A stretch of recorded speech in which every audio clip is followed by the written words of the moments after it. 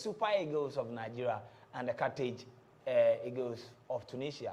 Tunisia, they've won the Afcon just once in 2004, but for Nigeria, they are pushing for their 4th title in this competition, winning all their 3 games in the group stages. Let's see if Coach Augustine Gabon can do the magic and then take the Super Eagles to the finals and hopefully win. My name is Joel Eshen, and today I'll be doing this with Babatunde, sub-editor from My Nigeria, and Emmanuel Enin, a reporter from GhanaWeb. But before we start the build-up, the game between Gabon and then Burkina Faso, currently on penalties, 1-1 after 120 minutes of action. Let's go through the penalty shootout and see which team will be winning.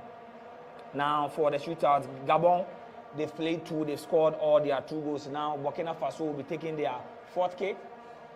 And the gentleman wearing the jersey number 4 jersey made no mistake. And now it is 2-2 on penalty shootout for the game between Burkina Faso and Gabon. Wearing the jersey number 4, Ouattara made no mistake. The goalkeeper got the direction, but at the end of the day, it is draw 2-2 on penalty shootout. And on penalties, everybody will be counting on their goalkeepers.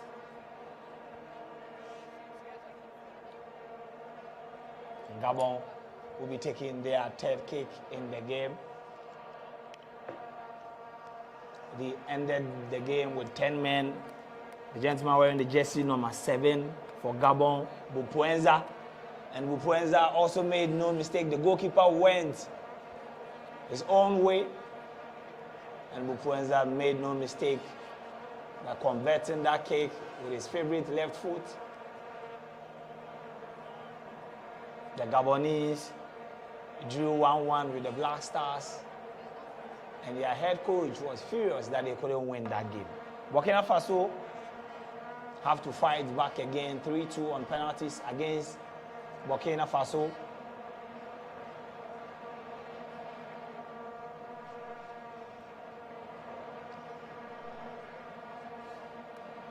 Burkina Faso scored the first goal, and goalkeeper Anome for Gabon will try to do something for Tapusa, wearing the jersey number 12 for the Burkina Faso. Takes 1, 2, 3 steps, and it's in. Guys, after 6 penalty shootout, it's still 3-3. Are we going to get the winner within the first 5 kicks, or probably we are going to witness another Ghana Ivory Coast here? I think that the penalty kick-out is actually well balanced. You realize that every player is kicking the ball with composure. Nobody's afraid, nobody's scared, but I feel like anybody who makes the mistake is going to lose the match. So more or less, they are more concentrating on putting a goal behind the net. And the goalkeepers are also not helping matters as well. All right, so the 4th kick for Gabon is the man Kanga. So many controversies about him in Kanga, doing his little antics. And yes, the goalkeeper for Burkina Faso saves Kanga's penalty shootout. And I think the goalkeeper anticipated it well, and he had the right direction, and he saved it. I think Kanga should have done better from the kick. Kanga should have done better, and he did what the locals normally say, the Kukompe dance before a penalty shootout. He did the Pompoba dance before penalty kick, you know. That was a terrible spot kick. That was a terrible spot. Yeah, it wasn't the best at all. And like I said, anybody who misses their chance, you probably might go home. So now Gabon have lost the advantage, and now the advantage is with Burkina Faso. Burkina Faso will be taking their 4th kick. The gentleman wearing the jersey number 6. It was a second half substitute, Sampori. And he has also blown his chance away. The ball was far from the goalpost. I think the technique we are back to square one. The technique was okay, but the power was too much.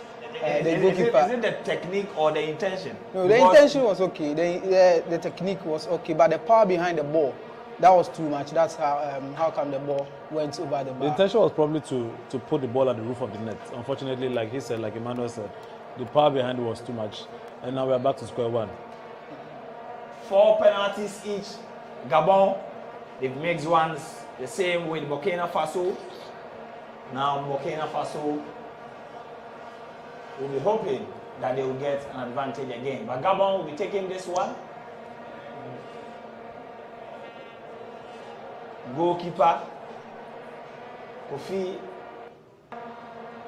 coming up against the gentleman wearing the jersey number 27 for Gabon. Takes 1, 2, 3 step, and it's inside the goal post. And Gabon have taken their shot. Poku 5-4 on penalties, and Ola is on standby. How do you see the penalties so far? Now the advantage is with Gabon.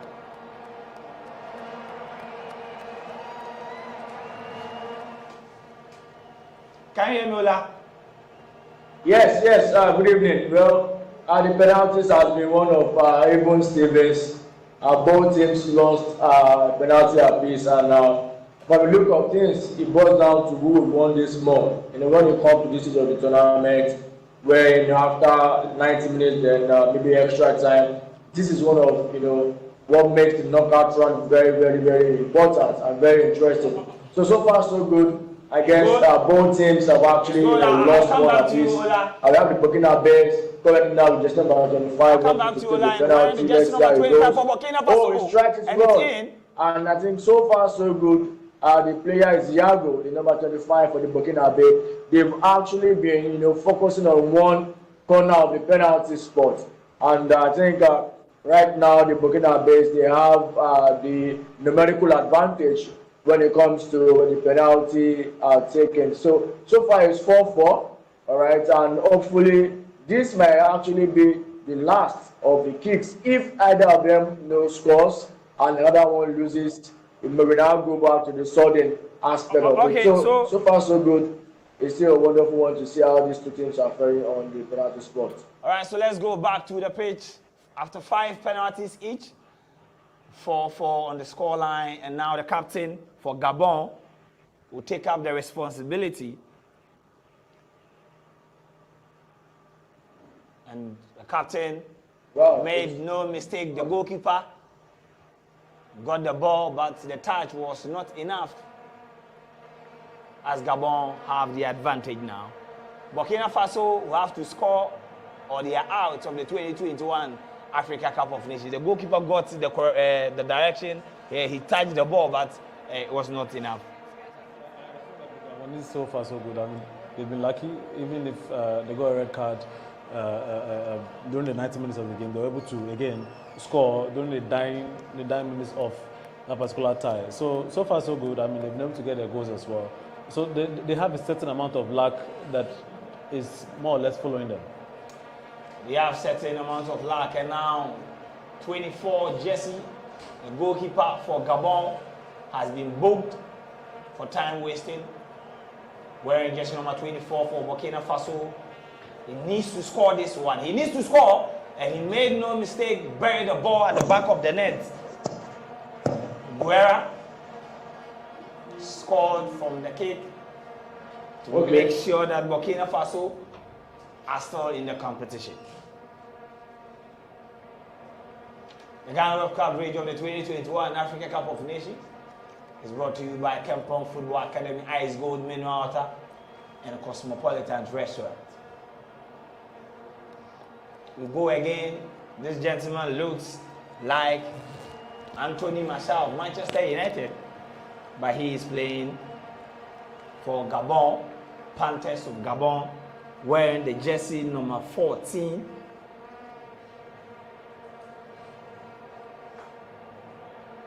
He was brought in for this particular job, and he made no mistake.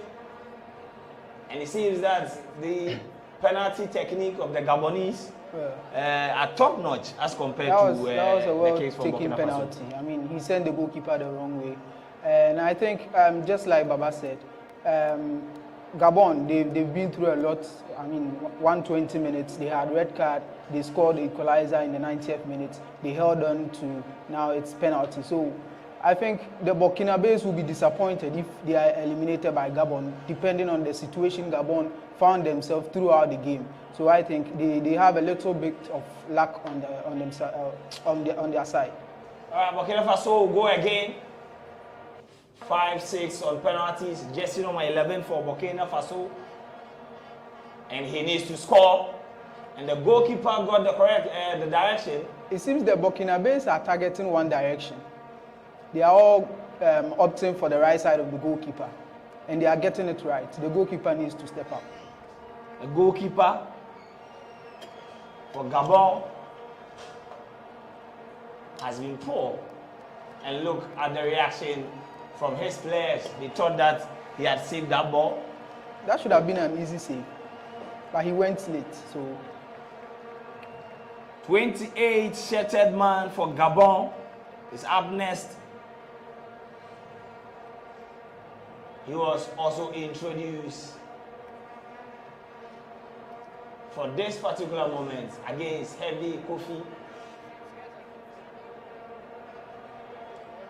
Oh. Yes, another Akukompe penalties. And look at the reaction from the Gabonese fans. And it's like Simone Zaza in the 2016 Euros was introduced for the penalty kick. And yes, this time the technique was wrong, the power was too much, and even Kofi had the direction right. I mean, between the two goalkeepers, I think Kofi is better at saving penalties than the Gabonese goalkeeper. No. Burkina Faso, for the first time in this penalty shootout, have the advantage, and they can wrap it up and for us to concentrate on the other game. And I'm sure they'll take it. I mean, you don't want to lose such an advantage. I'm sure they'll take it. Yeah, they should. Burkina Faso have the advantage here wearing the jersey number 15. Left winger.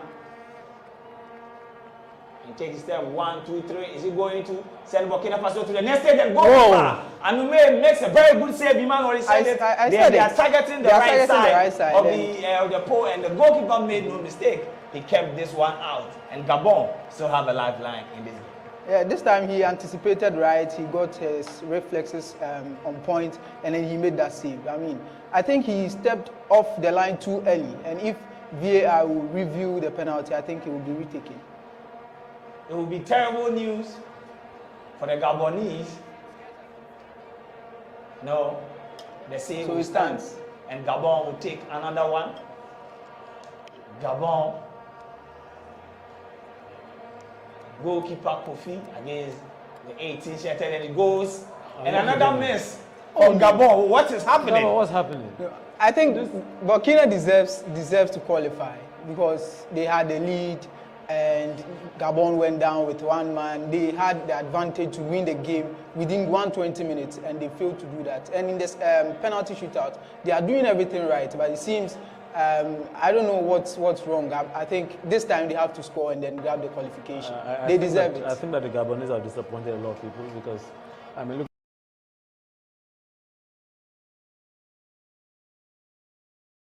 It's just bad that they are more or less throwing off the lead. They find and the momentum they've been able to gather. Burkina Faso, they were in the finals in 2013, and they have a chance to book a place in the quarterfinals of the competition, wearing the jersey number 18. Will take this one against goalkeeper Anume. 18 shattered man to take Burkina Faso to the quarterfinals, and Burkina Faso are through to the quarterfinals of the 2021 Africa Cup of Nations. Penalty shootout. Gabon had all the advantage to book their place, but in football, when you get your moment, you take it and you move forward. Yeah, that's simple. I think this one changed the direction. This time he went for the left side of the goalkeeper and sent him the wrong way. I think the Burkinabés had good technique in taking their penalties compared to Gabon, how they spot the SMEs. They worked on it and they deserve the qualification, as I said earlier. Baba, quick one. Are you disappointed that we saw how Gabon fought to get to this stage, down by 10 men, still managed to hold Burkina Faso, but they had a chance, but they couldn't take it? Yeah, personally, I wanted Gabon to win, obviously, because of Unfortunately, they missed the opportunities. You know, they played a very, very compact game. Even when they had gone down by man, they were able to get the equalizer in the 90th minute. They were able to still remain compact and stay in the game for the entire 120 minutes. And even with that, they had the opportunity to more or less kill the game in the penalty kicks, but they couldn't. And you know, this is how football is. If you don't take opportunities, your opponents most definitely going to take his. And I mean, football is a game of it's a game of chances. So if you don't take it, you lose it. So Burkina Faso, they are the first country to book their place in the quarterfinals after beating the Panthers of Gabon on penalties. Now to the main reason why we are here today on GhanaWeb TV and on GhanaWeb.com. It's the game between the two Eagles, the Super Eagles of Nigeria and the Carthage Eagles of Tunisia. The game will be coming up at the Ramdi Ajia Sports Stadium in Garoua. Nigeria will be playing as the home team, whilst Tunisia will be playing as their away team. Now, the lineups are in. Let me go through the lineup quickly, then we talk a bit. But don't forget that it is the famous referee Mugueta Ndiaye of Senegal who officiated the game between the Black Stars and the Bafana Bafanas of South Africa at the Cape Coast Sports Stadium in 2021. He will be handling this particular game. And then the Tunisian lineup, they will be, and as usual, their captain, Wabi Kazri, is on the bench. Remember that in 2019 against the Black Stars, Wabi Kazri was used as a super sub, and he did fantastically well against Ghana. Goalkeeper Ben Said is in the goal post. Osama Haddadi, the gentleman wearing jersey number 3, Tabi, Befi Elfa, Mohamed Draga will be complete the back line for Tunisia with a 3-man midfield of Issa Ladouni, Els Shikri, Anis Selmani will be the 3-man midfield. Hamza Rafia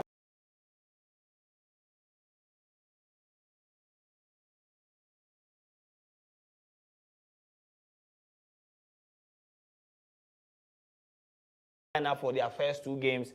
Goalkeeper Maku is still in post for Nigeria. Ola Aina, Kenneth Omero, Trust Ekong, Zaidu of FC Porto, with their 2-man midfield of Joe Aribo, Wilfred Ndidi, and then 3-man attack, Moses Simon, Kelechi Iheanacho, they call him Senior Man Kelechi, Samuel Chukwueze, and Taiwo Awonihi are the lineup. Quick one, then we move straight into the game. Yeah, I mean, like they said in football, you hardly change a winning team, and I think that also Gabon has realized that this team are really compact. They are doing well.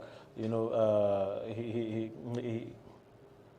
doesn't want to shake anything, and that is why he's still maintaining the squad, maintaining the attack, maintaining the middle, and maintaining the defense.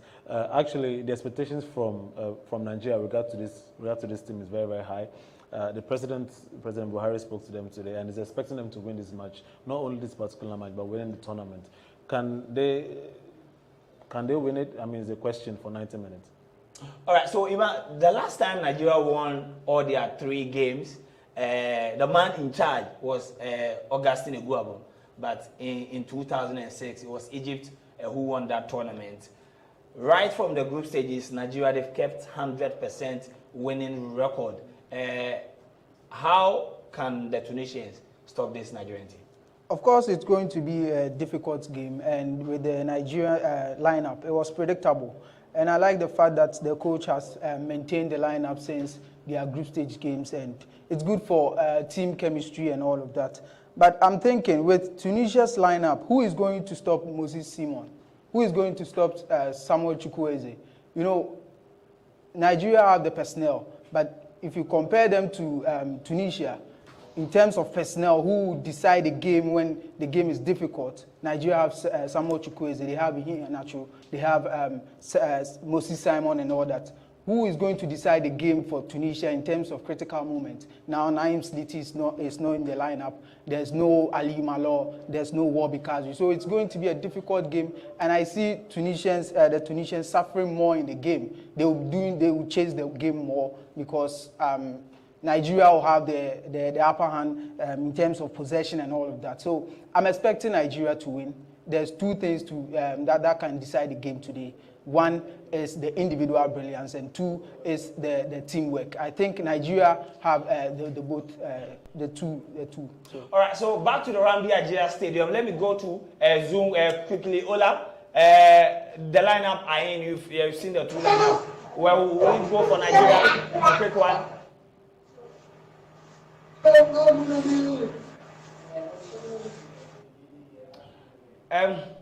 Ola, what will be your prediction for the game? Then we move straight to the Ramdi Ajia Stadium.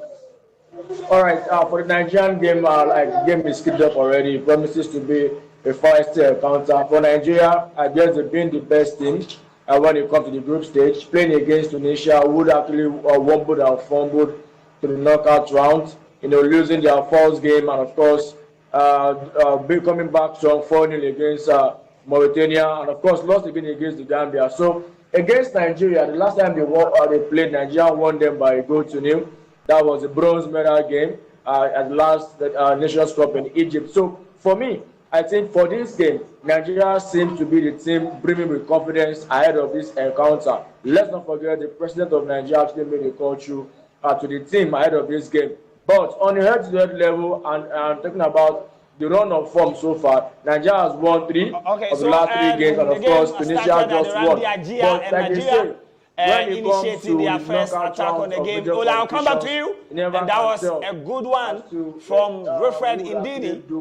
Nigeria getting the first attack, playing from my left to my right on commentary position, whilst the Tunisians are playing from my right, and they will be scoring on my left. You saw, you heard Ola, journalist from Nigeria. He thinks that the Super Eagles will be winning this one to advance to the quarter-final stage of the competition. That's Wilfred Ndidi. He has been exceptional so far. He had a good game against Egypt, Nigeria's second game against Sudan, and hopefully the Super Eagles will be able to make it through. But they come up against a stubborn Tunisian side who made sure that the Black Stars won't qualify in 2019. But now they are facing an informed Nigerian team. Referee Magwaita Ndiaye officiating this game. He was accused of fixing a game between Ghana and South Africa. But the final ruling of FIFA proved that he did nothing wrong by awarding a penalty to Daniel Amate for Andre Dedeayu to score. Trust Ekong, deputy captain for Nigeria in the absence of Ahmed Musa. Nigeria have an attacking free kick, and Moses Simon whips this one in, but there was no Nigerian player there to make the connection. 2 minutes of action, Nigeria trying to show what they can do on the pitch. It's Nigeria to step up and dominate the game, depending on the lineups of both teams. And I'm not surprised that in 2 minutes, they've had 2 chances that they could have taken the lead. Now, these two teams, they have history. They first met in 1961 Africa Cup of Nations. And Nigeria won that game by beating Tunisia 2-1. So in terms of head-to-head, the Super Eagles have always been beating the Carthage Eagles of Tunisia. 4 Afcon trophies are at stake here at the Ramdi Ajia Stadium. Nigeria winning 3 trophies, pushing for their 4th. And for Ghanaian fans, it will be a big blow for Nigeria to win 4 Afcon trophies. It was the last time Ghana won in 1982, making their 4th Afcon trophy. Nigeria had not won any trophy in African football.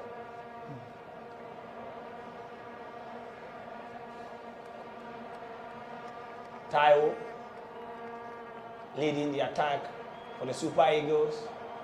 Kelechi Iheanacho this time around is being played as the number 10 behind Taiwo,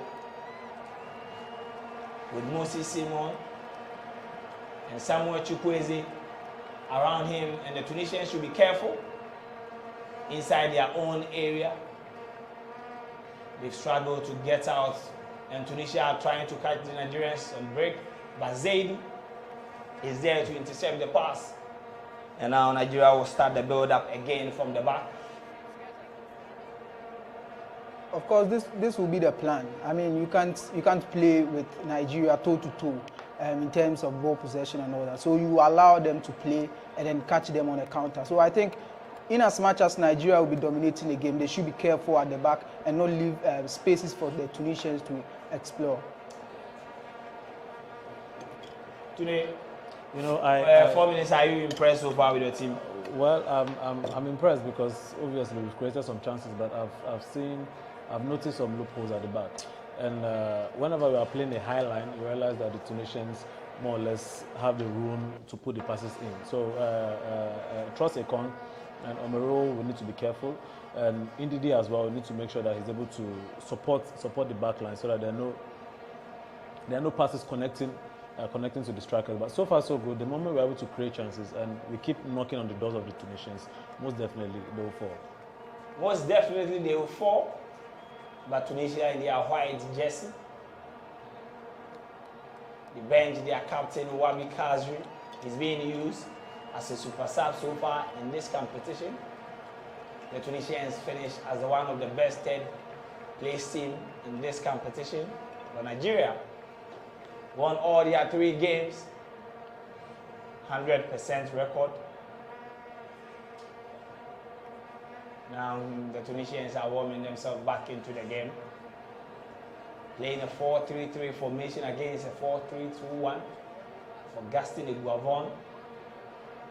And for the lovers of the FIFA World Cup, the Super Eagles will come to Ghana on March 22nd to face the Black Stars. And now the Tunisians are in the goal area of Nigeria. But Ola Aina is trying to close down the spaces. Tunisia still in possession. And a strong challenge for Awini to win the ball. And referee Magweta said that play must continue. And Tayo was fouled, referred Ndidi. Kelechi Iheanacho picked up the ball after Tayo's foul. I couldn't hold on to possessions. Joel, if you ask me, I think the Tunisians have done their homework. They saw how the Super Eagles dominated the game against Egypt, and they are more or less taking it easy. They are composed. They want to make sure they don't make a lot of mistakes. From the defense to the middle to the attack, they are stringing their passes very well, really. So no mistakes from the Tunisians. They don't want to go forward and leave the back open or exposed for the Nigerians to counter. The game still at the Ramdi Ajia Stadium. And now, in the absence of the head coach, Jali Kadri, assistant for Tunisia, is on the touchline because their head coach is out after testing positive to coronavirus. Goalkeeper Maduka Okoye. Similar case for Comoros. All their goalkeepers have tested positive for corona. So it means a player will be imposed for the game against Cameroon.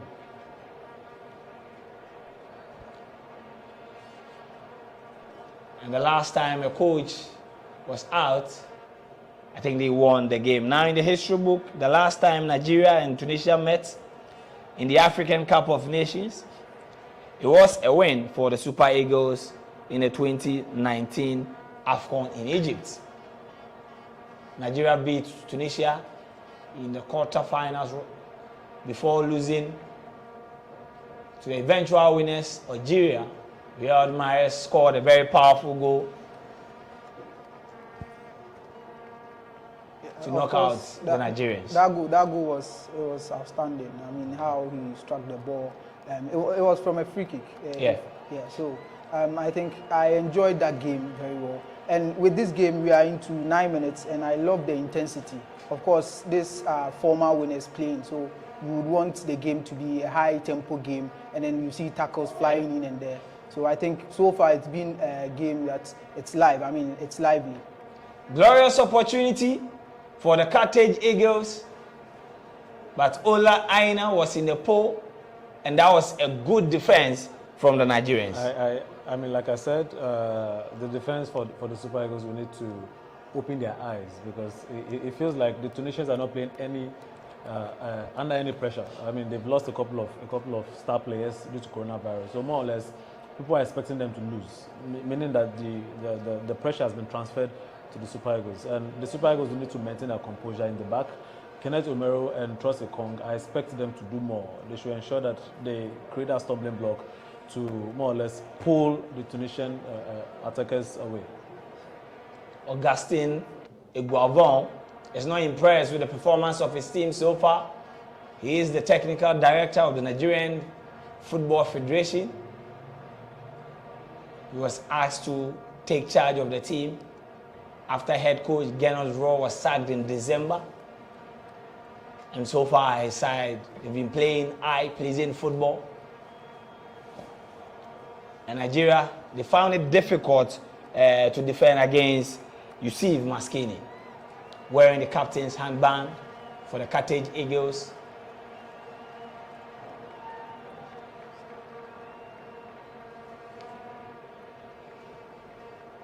Joe Aribo,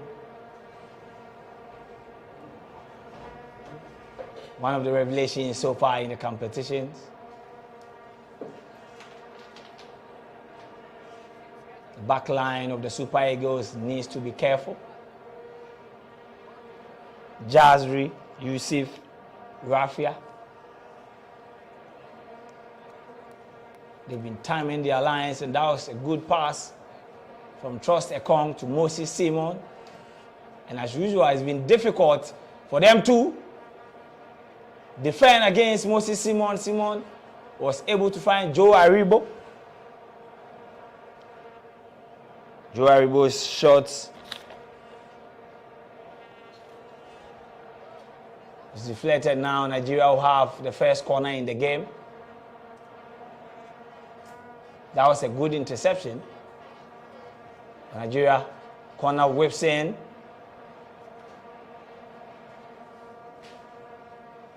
There seems to be a little bit of struggle from the Nigerians. It was a good opportunity for them to take the lead. And now Tunisia are breaking away. Yusuf wearing the captain's handband.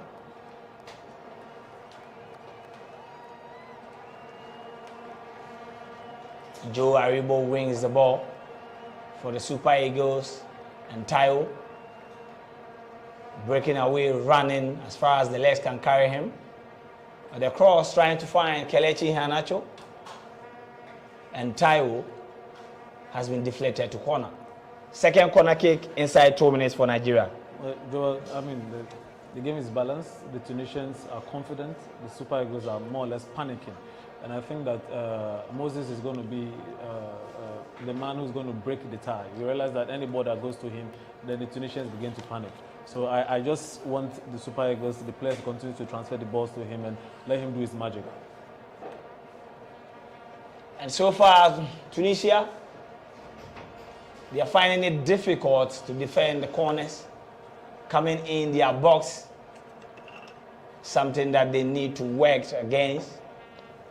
The cross from Moses Simon was not properly dealt with, and now the Nigerians are appealing for a handball. The ball hitting the hand of Mohamed Draga, but the referee ignores. Nigeria will take a corner again, whips in straight. The Tunisians clear the ball from their goal area. Nigeria will start the build-up again. Ola Aina, former Chelsea graduate. The pass from Ola Aina goes straight to goalkeeper Ben Said.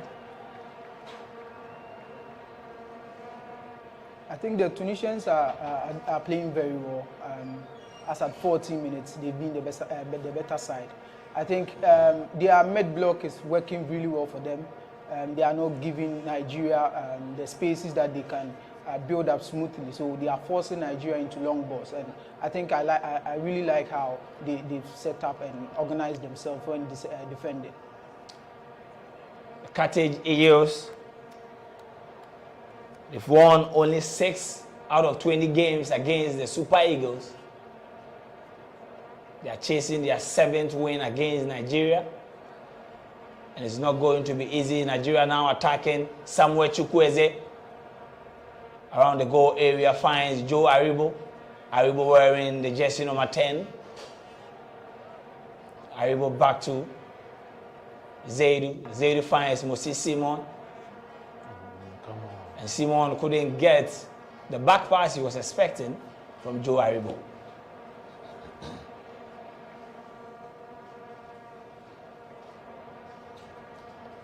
Nigeria so far, they've been able to hold possession in the goal area of Tunisia. And whenever Moses Simon is with the ball, you can count as many as 4 Tunisian players around him. Of course, he is the danger man, and Nigeria would want to build through him and then create something in the game. So I think Draga being the right back will have a tough day today, and I'm looking forward to how he will limit Moses Simon. So far, Simon seems to be having the day. Samuel Chukwueze picks up the ball. And that was a good cross trying to find Taiwo Awuni. But Taiwo couldn't get the connection. That was a good cross from Samuel Chukwueze. You know, I mean, Samuel Chukwueze, he came into the tournament with a lot of expectations. And people felt like he could be the stammer for the Super Eagles. Unfortunately, Moses Simon has taken that position, but still, his form coming into the tournament, with regard to him playing for Villarreal, I expect him to replicate it in this particular tournament and take the pressure off Moses Simon. Now, every opponent is looking at Moses Simon. The moment Moses Simon is marked out of the game, who creates chances for the Super Eagles? Samuel Chukwueze plays for Villarreal in the Spanish Premier La Liga. He was the star boy for the Super Eagles in the 2019 Afcon in Egypt.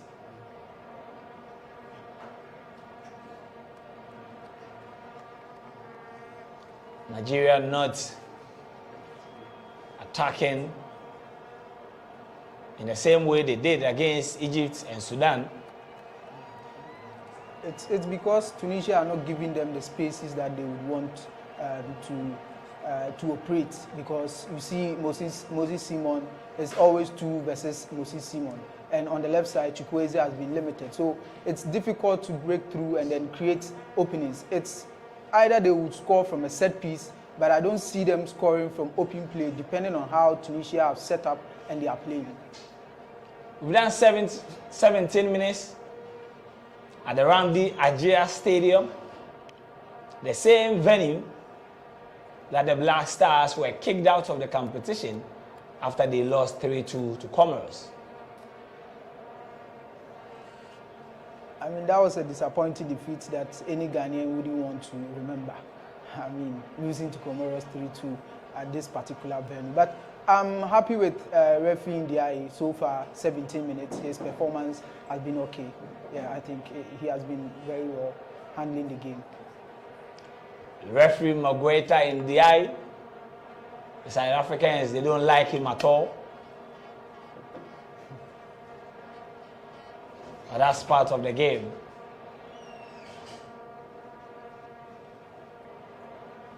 I think that if Nigeria is able to progress from this particular group stage, we need to look for ways by which we can sort of take off the pressure from Simon Moses. Progressing to the latter stages of this tournament means we need to be dynamic. The team doesn't need to focus on one particular player to create chances. And that is what Augustine and Guavon need to look at. Are we going to look at set pieces, bringing in Umar, or are we going to introduce Ahmed Musa, who again is dynamic in his own way? So we need to ensure that there are certain players who can do certain things that will ensure the team gets the breakthrough it deserves.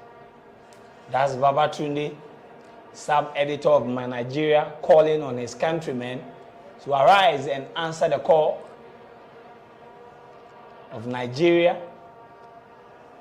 Samuel Chukwueze finds Ola Aina in the area, and Ola Aina delivers a good cross inside the box, but the Tunisians have been able to clear the ball out of danger, and Yusuf was trying to dribble Kelechi Iheanacho. Iheanacho brought him down with the hand, and he has been booked as a result of that tackle. Of course, it was a free kick, and it was a bookable offense. The referee had it right. He used his elbow. His hand was out to elbow Yusuf over there. So I think the referee is spot on. But on Chukweze's chance, I think Chukwueze and Ola Aina, they've played very well since the group stage, and I like the understanding between them. But I expect Awunyini to, anticipate Chukwueze and then Ola Aina's crossing. You are number 9. You have to be there at the right time. You swing in the ball and he's nowhere to be found, and Tunisians are comfortable defending all the crosses. The Tunisians are comfortable defending the crosses in their area.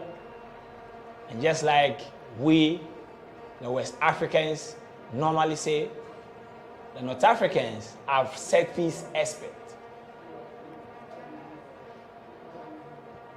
They can play for 90 minutes without creating a chance, but when they get a set piece, you should take it serious.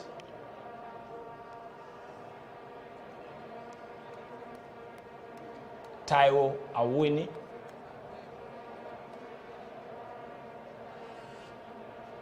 leading the attack for Nigeria.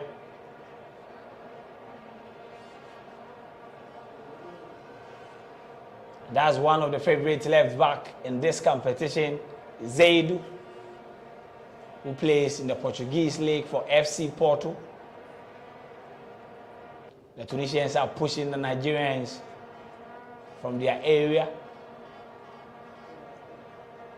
doing the middle counter-pressing tactic.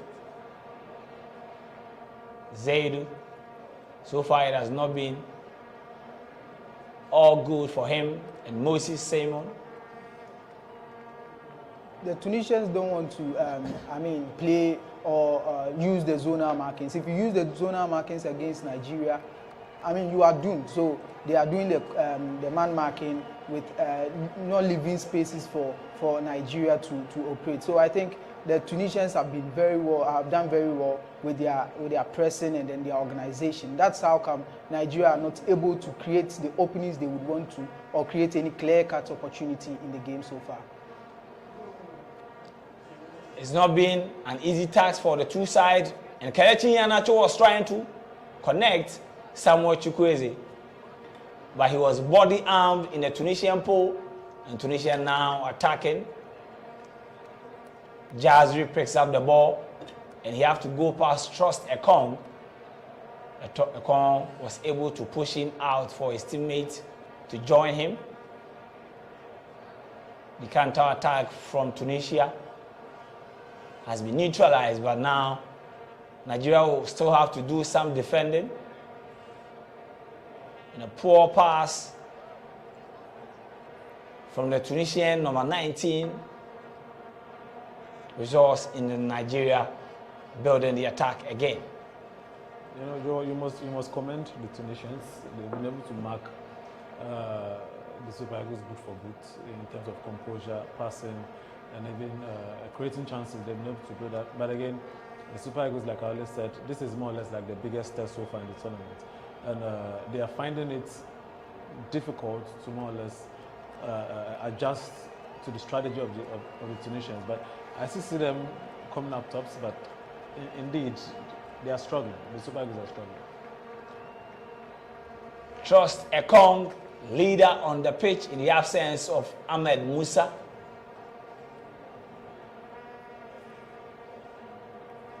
Ekong made the team of the group stages, and his coach, Augustine Guavon, was named as the best coach in the group stages of the competition. Now, he must do it all over again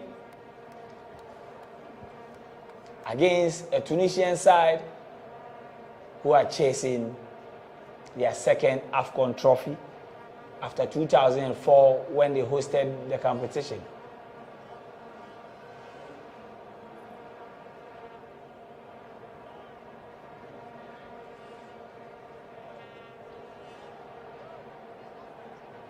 The midfield battle so far has been keenly contested. Wilfred Ndidi acting as the third centre back for Nigeria. Babatunde calling for a free kick. I mean, this. Of course, it's a free kick. And I mean, the Tunisians are doing what I've been saying. They are closing the Nigerians down early.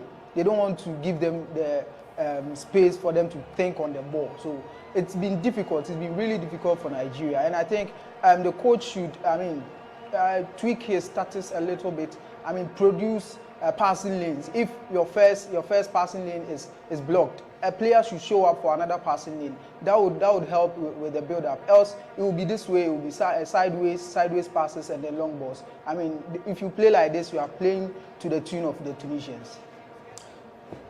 Ball possession has been keenly contested between the two sides. After 25 minutes of action, 50% for Nigeria, 50% for the Tunisians.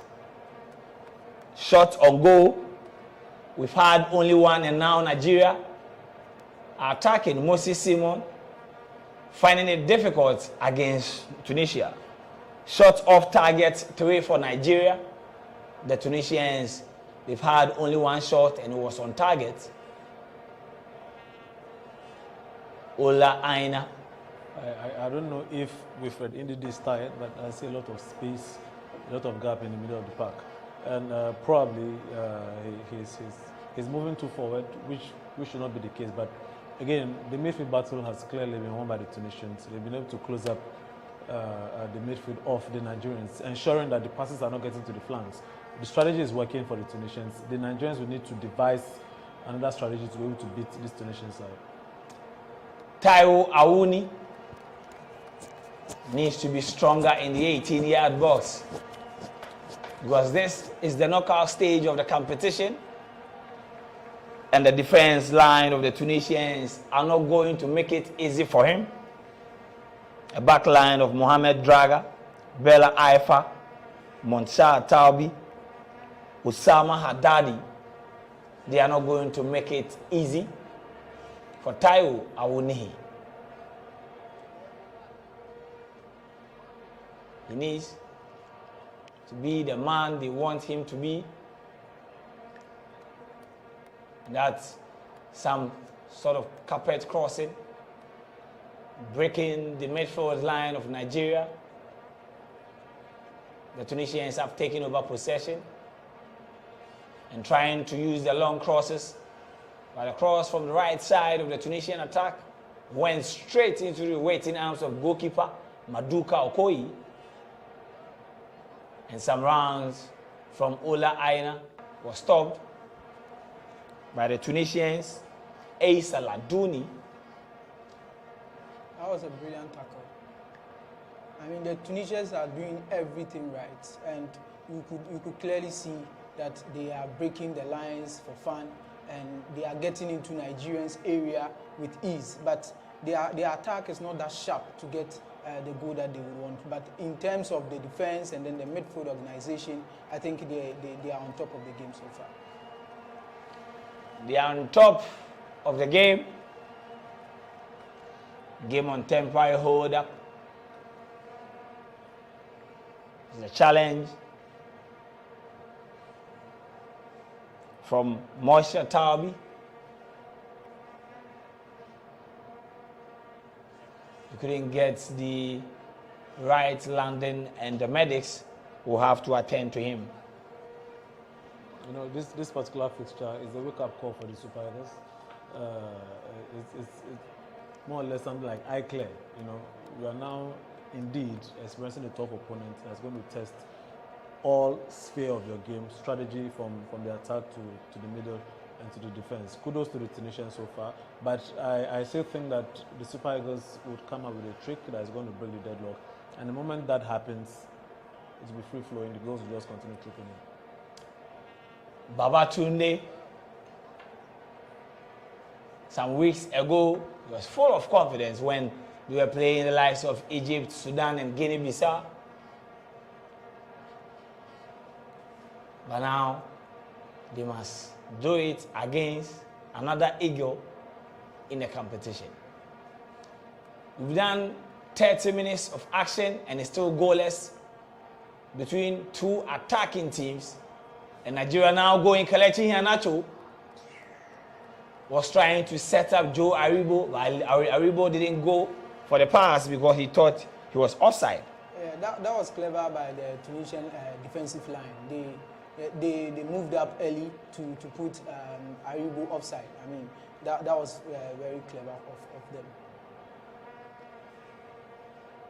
But I know some people will ask themselves, why didn't he go for the pass? If it was offside, the referee can whistle for it, and then we move on. It shows you he's not a typical striker, because assuming it was Awuni or Moses Simon, he would definitely still run for that pass. But he being your midfielder, I felt like, okay, I mean, it could be an offside. Let me just lay back. The Tunisians, as they were wondering on how to stop the Nigerians, they were given their draw in the FIFA World Cup last round qualification games. And the Carthage Eagles will be playing Mali.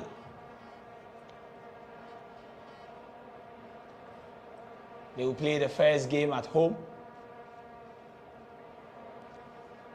before they come to West Africa to face Mali. And Ola Aina so far has been solid at the back for the Super Eagles. It seems Nigerians are getting a lot of things wrong in this game. The midfield three of Tunisia, they've taken over from Wilfred Ndidi and Joe Aribo. So, Joel, I mean, this might be coming too early, but I think Austin Eguavoen should begin to contemplate the substitution. I feel like the Tunisians saw how the Eagles played against Egypt. So they felt like, obviously, Austin Eguavoen is going to come with that particular team. And clearly, he did come with that particular team. So they built their strategy around the 11 players that played against Egypt. Now, how can we disrupt that particular strategy? Probably might have to introduce Umar Sadiq, which they probably do not think about, to ensure that at least there's a variety, there's a change in their strategy. Babatunde hoping that the Nigerians will make quick changes in the second half. Referee Maguita Ndiaye, 35 years of age. And he is the son of a former African referee, Papa Musa Ndiaye, very well-renowned referee. So the job runs through the blood. Currently one of the top African referees tipped to feature at the 2022 FIFA World Cup in Qatar come November.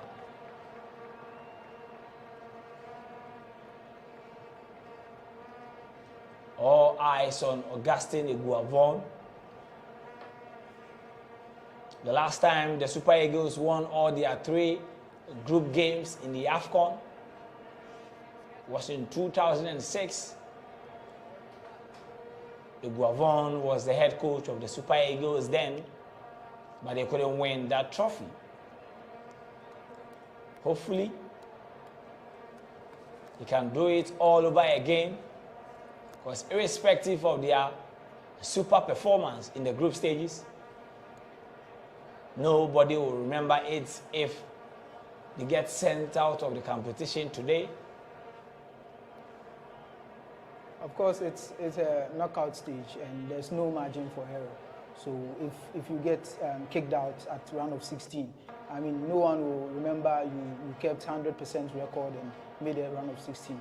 This is where the job starts, and this is where it matters most.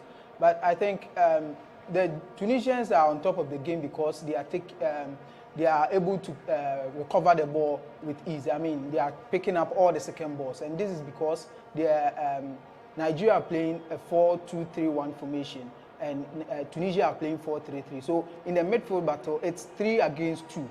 So if Ndidi is being covered, Aribo is being covered. Tunisians have one spare man who will pick up the loose ball. So that's how the Tunisians are playing. That's how come they are on top of the game and they are dominating Nigeria. I think Gabon has to change his tactics a little bit. Maybe, play a 4-3-3 to match up the midfielder, so you can get control in midfield and then try to create something up front. In the history of the Afcon, Tunisia, they've never won a game against the Super Eagles. In 20 games, they've lost 8. 8 of those games also ended in a draw.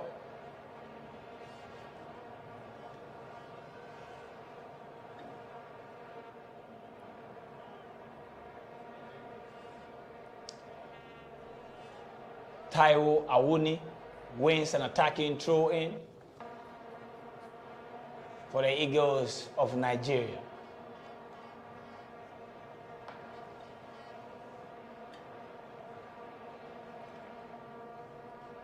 Ten more minutes to play inside the first 45 minutes of action at the Ramdi Ajia Stadium.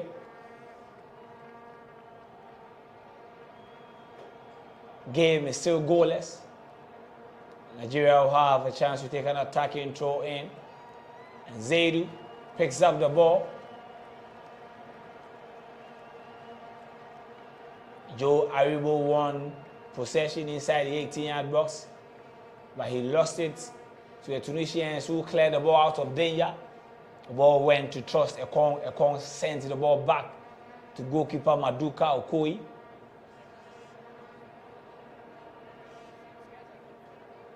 Trust Ekong leading from the back. He got support from Wilfred Ndidi. And the pressing of the Tunisians making it very difficult for Wilfred Ndidi and Joe Aribo to control the game like they did against the Faroes, Sudan, and Guinea-Bissau. You know, I also think the two wingers, that's Simon Moses and Chukwueze, should see how they can switch their positions a little bit, because I feel like Simon Moses, I should say, has been marked out of the game. Let's see how he tries. Let's see if his luck indeed will shine when he comes against the right back off or left back off the Tunisians. A possible switch between Moses Simon and Samuel Chukwueze is what Babatunde is hoping will happen. For me, I think the Nigerians are struggling because they can't progress the ball. Their build-up is very slow. It's been sideways passes only. So I think it has to come from the coach. The coach needs to change his tactics a little bit to fit them, because they have the men to progress the ball very well with their build-up and all that. So he has to change it. The Tunisians are winning the midfield battle. The Tunisians winning the midfield battle. Joe Aribo, the controller, and the destroyer in Samuel Ndidi. They've so far lost the battle to Sherry, Ladouni, and Salmani of Tunisia. Tunisians in the goal area of Nigeria, and this one will try a shot at goal. But the effort from Hamza Rafia missed the pole by inches. That was a good attempt from the Tunisian. Good skill. And the Black Stars, per the report, if the report we are gathering is anything to go by, it means that Milovan Rajva is a goner. So if you are there and you've been tipped to replace Milovan as the Black Stars coach, you should be interested in this game. You should be interested. Of course. Because in less than 2 months, the Nigerians will land on our shores And so far, the game can be played at the Accra Sports Stadium, Cape Coast, or the famous Baba Yara Sports Stadium, named after the legendary king of all wingers, Kelechi Iheanacho. Coming back to pick the ball, he sent it back to Kenneth Omero, Omero to Zaidu. Zaidu linked up play with Wilfred Ndidi. Ndidi sent it back to Trust Ekong. Ekong gives the ball to Samuel Chukwueze. Chukwueze being surrounded by two Tunisian players. Chukwueze was hoping to get a corner. I think a 1-2 play with Iheanacho would have been a good decision, but he decided to go all by himself, and I mean the ball rolls out off a goal kick. I think the coach can use Iheanacho as the number 10 that will unlock Nigeria's build-up process. I mean you have two midfielders, so if Iheanacho drops, it means they become 3. So he provides another passing lane. That will also help. So I'm looking at how he will twist his tactics in the second half. 5 minutes to end the first department of the game at the Ramdi Ajia Stadium, home venue of Cotton Sports Garua. Already, Burkina Faso have booked their place in the quarter-final phase of the competition after beating the Panthers of Gabon on penalties 1-1 in 120 minutes of action. The Burkina Faso team had to do a lot of comebacks on penalty shootout. But finally, when they got the opportunity to close the game, they did it with no remorse.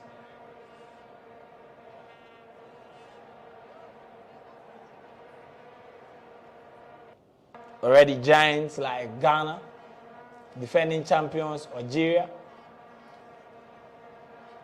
they are all watching the game with us in their respective countries because they were not good enough to make it out of their group. Algeria didn't win a single game. They scored only 1 goal in the competition in a group that had the elephants of La Côte d'Ivoire,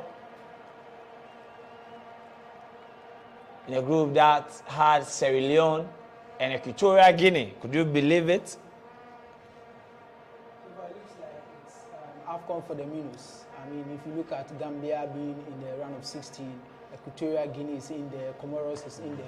They've been impressive. I mean, so far that's have made the tournament enjoyable. Seeing the minus eliminate some giants, it's been an enjoyable tournament. It also shows you the pedigree and the quality of the players we are producing in Africa, because if these minnows are defeating the so-called big boys, it means that they are doing something right. Yeah. And if we continue to be consistent, most definitely we can progress past the quarterfinals that has always eluded every African team in the World Cup. After so many years, the FIFA World Cup started in 1930. No African team have ever made it past the quarter-final stage. So far, it has only been the Teranga Lions of Cameroon in 1990, Senegal in 2002, El Hadj Diouf led that Senegalese team. They excelled in the Afcon final, losing to Cameroon. And they proceeded to make a name for themselves in the 2002 FIFA World Cup. The Black Stars picked it up in 2006, round of 16, 2010 quarterfinals, after taking the lead against Uruguay. They blew it away and the famous Luis Suarez incident happened.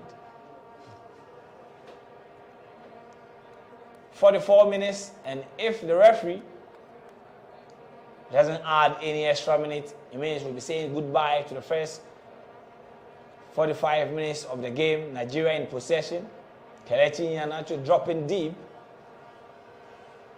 And they'll... Of course, this is what I was talking about. Kelechi can drop deep and then offer passing lanes for them. That will help Nigeria to build up and progress the ball very well.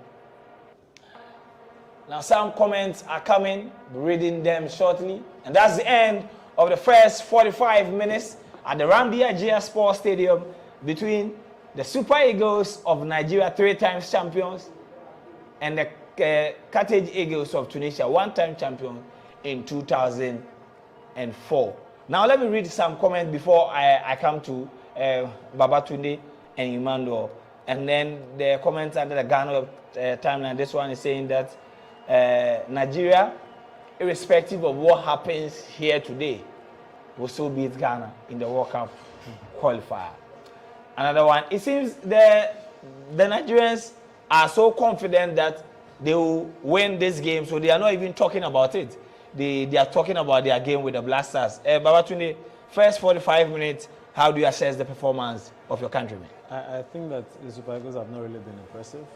I think that the Carthage Eagles of Tunisia have had an impressive game. Like I said, they were able to study how the Super Eagles contained the Egyptians.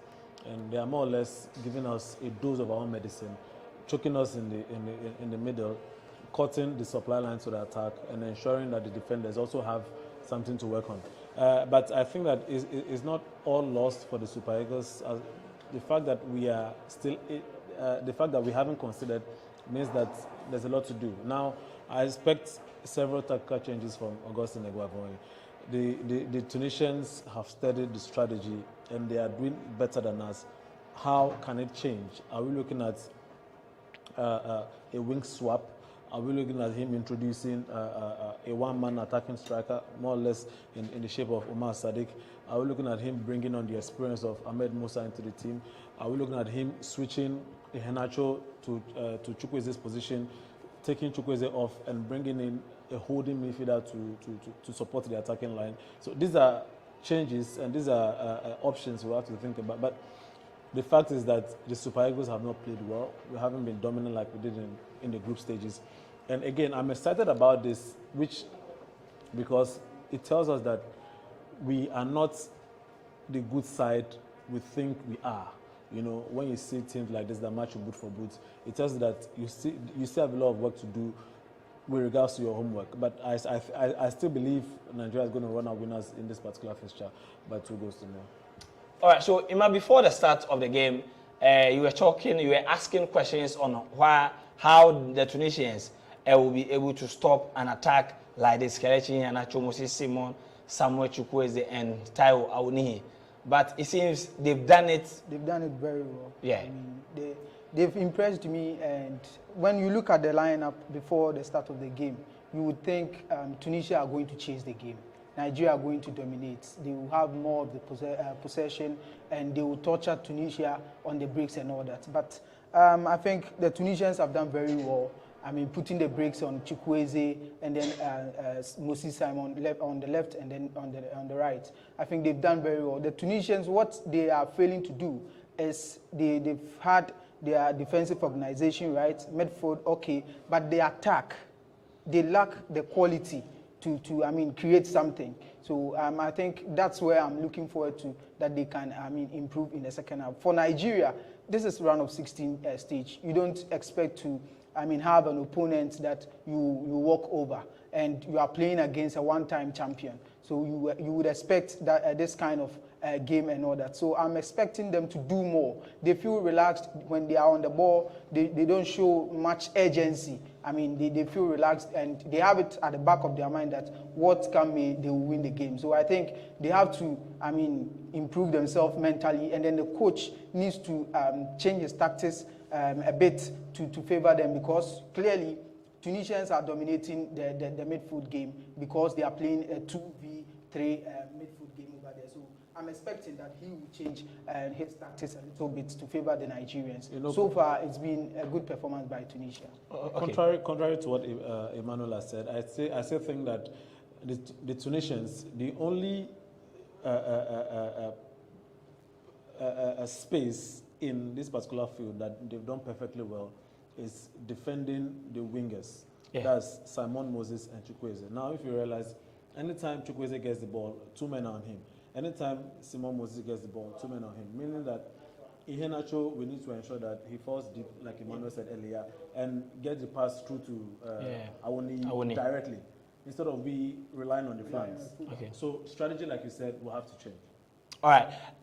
Let me go straight to Zoom. Ola, first 45 minutes before the start of the game, we were very confident that the Super Eagles will be running riot in this game. 45 minutes, you've seen enough. Do you still stand by your prediction? Well, I think it's been a still slow and steady first half. Both teams being cautious, trying to make sure they get themselves on a counter-attack. But I feel the Super Eagles have been much more on the offensive side rather than the Tunisians who have been on the back foot. And like you know, attack is the best form of defense. So I think for me, the second half, with just a bit of changes, I believe from the Super Eagles of Nigeria, there will be much array of attack. Looking at the fact that the Carthage Eagles have been so much, on the back foot, they've not really gone out so much attack. The statistics are there to show for it. Nigeria has got better ball possession, better movement on the ball. Although our weak plays have not really been fantastic, likes of Chukwueze and of course Moses Simon. But then again, so far so good, I guess the Tunisians are actually playing to instructions. And one thing I'm mindful is the fact that if the Tunisians may eventually score a goal, there might be antics, falling off the pitch here and there. So, but for me, I believe in the second half, I think our coach Terezo Egwabon would want to make decisive changes, maybe in the middle of the park, bringing in someone like Wakali, or maybe changing off Ida Chukwueze or Moses Simon, bringing on Alex Wobi. And of course, on the Tunisian side, let's not forget their coach currently is in the hotel because they've had issues with COVID-19, and he was one of those that were asked to be how would I call it, to be in the hotel, all right, just to be safe at the moment. So we'll see whenever I would send to his assistant coach, who has also done well in passing enough information for the team to be at bay. 1-1. Goalless it is at first half, but I'm sure the second half, the game will be an open play. And mind you, this is the knockout round of the encounter. We might go as far as the extra time or say penalty kicks. All right, so let me ask you this. You can bet your last coin that the Tunisians in the second half are going to introduce their captain, Wabi Kazri, the most experienced man in the team. What do you think the Nigerians should do if Wabi Kazri is introduced probably from the 60th minute of the game? That's why Gabon is got the antidote to make sure that works, because from what he said in the press conference, they watched the Tunisian side, and of course, talking about this player in question is well experienced. But then again, football is beyond one team game, more like what we saw in the first game against Egypt, where the Mo Salah talk was brought into conception. But at the end of the day, Nigeria was able to hold sway. So I think as the Tunisians are bringing up their players, of course, Nigeria has got players to match for like. But the fact is, games are won on the pitch. Games are won with team coming together, playing out the tactics, and making sure they follow instructions. For me, the second half will be much more lively. I'm sure there will be more finesse in terms of passing the ball around, and of course finding the back of the net. Because so far so good, both teams they've been so cautious in their approach to the game. All right, that's Ola, journalist from Nigeria. We'll keep in touch, and hopefully things will go in favor of the Super Eagles in the second half. Hopefully. Now, let me come to you, Emmanuel. We spoke about Wabi Kazri before the start of the game. What should the Nigerians do in case he's been introduced in the game? With the way they played in the first half, I mean, the Tunisians are playing low block, so they kept a high line. With Wabi Kazri introduced, it means you are going to be careful with your high line, because they will now have a player that can control the long balls and then have he has a technique to score long range and all that. So they have a dangerous man up front, unlike the first half. So Nigerians will keep their high line, but they have to be careful and then trust the coach to keep an eye on Wobikaji, because he can do a lot when you give him that space. He's a player that can score from out of nothing. So he's a dangerous man that when he's introduced, it means Nigeria will have a lot to do in defense, unlike the first half that they had, their defense had less of work. All right, but we've spoken about the midfield of how Rafael Ndidi and Aribo, they've not been able to control the game like you want them to. What about the back line of Trust Ekong and then Omeru? I think that throughout the tournament, the back line of the Super Eagles have not really been tested. Throughout the 3 games we played, they haven't really considered from open play. The only goal which was considered was against Equatorial Guinea or so, and that was by a penalty. Ketsi, Ola Aina's reckless tackle. So they haven't really been tested, but if I should gauge their composure in this particular fixture, I'll rate them as 60 over 100 because they feel jittery whenever the Tunisians are coming up, which means that it's a problem for us. You know, Trust Ekong and Omeruo are not the fastest or the pacey defenders that you expect. And like you said, if a man who has experience comes into the fold for the Tunisians, then it means that we can't play the high line that we used to play. It means that also, it also means that Ndidi would definitely have to support the guys at the back, which means that we are losing one man in the middle. And the more we lose that one man in the middle, then now the Tunisians will now have three on one, which makes it more difficult for us. So I expect Eguavoy to bring in somebody who can hold on play. Uwakali is somebody who can do that, just to more or less keep the middle at bay. All right, so Ima, if you look at the posture of these 2 teams, who do you think that really won this one? I mean, if you look at how they are playing, I think the Tunisians are doing everything right to stretch the game to extra time. They are not playing like they want to win. They just want to stretch the game. Because if you look at their lineup and playing against tournament favorites, a team that won 3 games in the group stage, it means you have to do more in the game. But if you look at the 2 teams, the posture, I think Tunisians are doing everything right. But Nigeria looks like a team who want to score and a team who want to win, for me. Nigeria looks like the team who wants to score and the team who wants to win. It's still the GhanaWeb coverage of the 2021 Africa Cup of Nations, and today's game is between the Super Eagles of Nigeria and the Carthage Eagles of Tunisia. Tunisia, 1-time champion in 2004. Nigeria, 3-time champions, chasing their 4th Afcon trophy as far as African football is concerned. FIFA World Cup draw is out. Nigeria will be traveling to Ghana, and for Tunisia, they will be playing the first game at home against Mali. Build up your predictions, everything. You can tweet hashtag GhanaWeb, and then I'll be reading them for you. But for some comment on GhanaWeb, it seems the majority of Ghanaians are saying that for the first time in this competition, somebody is teaching the Super Eagles that African football is not like the Europa League for you to be winning every game in and out like that. We'll be back with more after this break.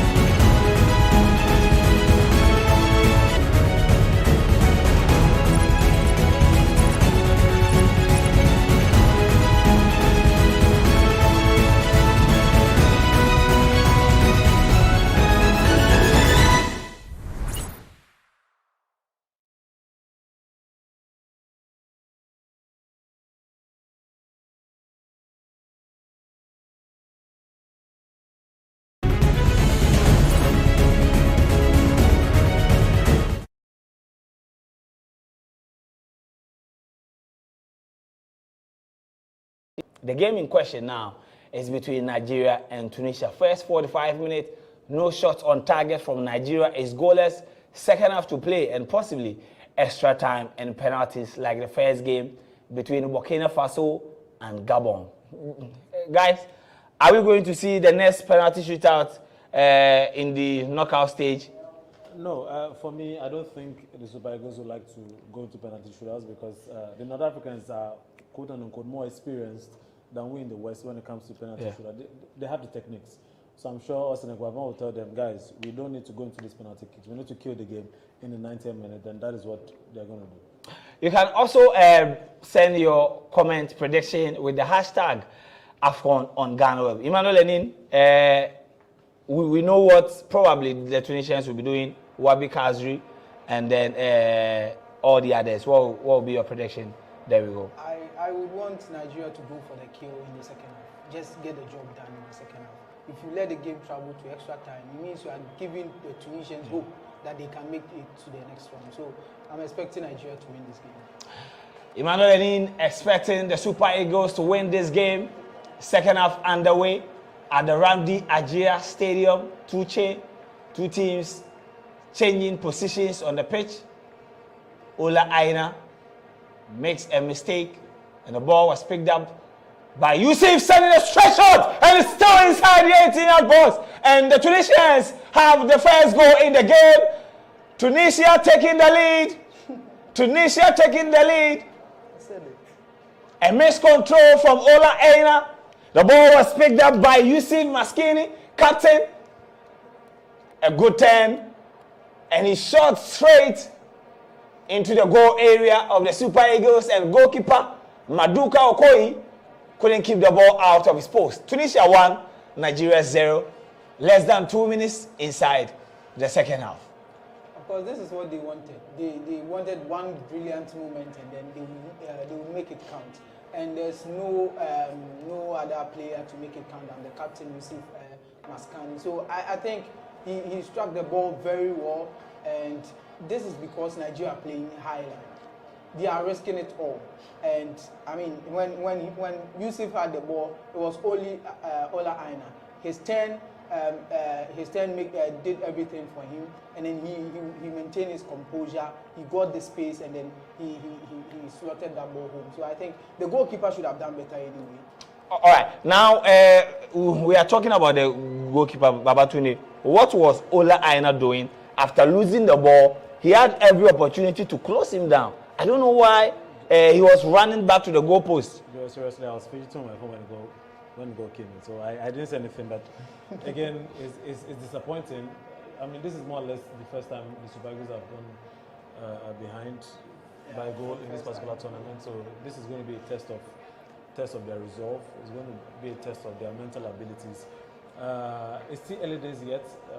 I expect the team to turn the game around. I expect Augustine Gabon to more or less introduce, to express his tactical brilliance that he has shown all tournament. So it's still early days yet, and I expect Nigeria to still win this particular fixture. You don't want a North African side to be leading you It's going to be difficult. to Really difficult. the 70th minute. You are going to regret it. And now Tunisia back again, but the ball has been cleared out of danger. But the Moroccan still picks up the ball, wins it straight, reason for Yusuf. But Kenneth Omeru cleared his line. The ball has been picked up by Moses Simon. Back to Seydou. Seydou finds Kelechi Iheanacho. Iheanacho has been fouled, and Nigeria will have a defensive free kick. Ola, in less than 2 minutes inside the second half, the Carthage Eagles have taken the lead.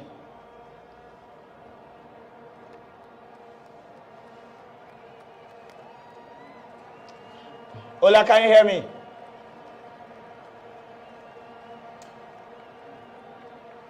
Ola, can you hear me? All right, we try and raise him back. Nigeria still trying to get something from the left side. Samuel Chukwueze was body checked inside the Tunisian area, looking for a penalty by Mogueta in the eye. Ignores the call, says play must continue. Good play from captain of the Super Eagles, Trust Ekong, to do his job. in the comments are flying in on Twitter. Hashtag Afcon on GhanaWeb. This one from Finch was saying that they've claimed the wings of the Super Eagles. This is how the Black Stars will discipline them here in Accra. I mean, the Tunisians have been disciplined. I mean, they've been disciplined with their tactics and all that. So they deserve the win. I told you they are doing everything right, but their attack is blunt. And in the second half, they had one chance and they made it count. So if the Black Stars will be able to beat Nigeria, it means they have to do more than what the Tunisians are doing right now. This one is from Uche Dingo. That's Kujo Sheldon. Says that Niger keeper just be posting fine pictures to trigger girls. Then my release clause. Small shots, you know, if you catch up. Yeah, that boy, he would have done. He could have done better in that position. I mean, with his height and all, I was expecting he palmed that ball for a corner kick, but he let that ball in. And it seems that the Ghanaians who are rooting for the Super Eagles are bashing goalkeeper Maduka Okoye. This one is saying that a goalkeeper who they lick in leaves before game, ball papa bay. And that's the mistake of Ola Aina. He left Yusuf all alone, and Yusuf just for goalkeeping from goalkeeper Maduka. Let's talk about Yusuf's composure. I mean, after beating Ola Aina, he was cool, calm on the ball to beat Wilfred Ndidi again, then to get the space he wanted before he fired that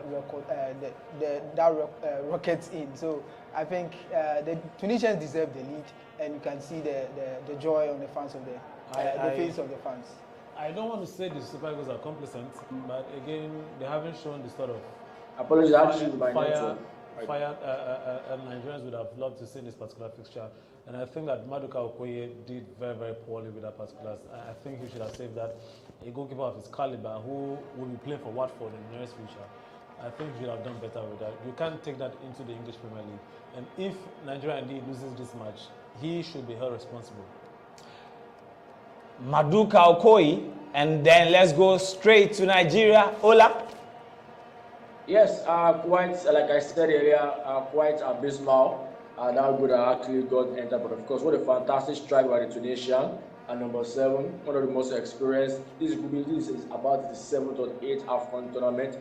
I what a strike that was. But then again, I think this game will open. Of course, the Super Eagles need to show if truly will be champions of this game. Currently, they are on the attack, and of course, the referee has added blown for an infringement.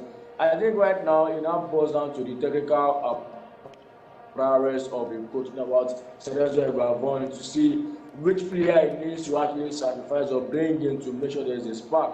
The game will surely, go beyond regulation time. But then again, it has got what it takes, because all through the group stage, they've actually had the consciousness to make sure they get 3 maximum points.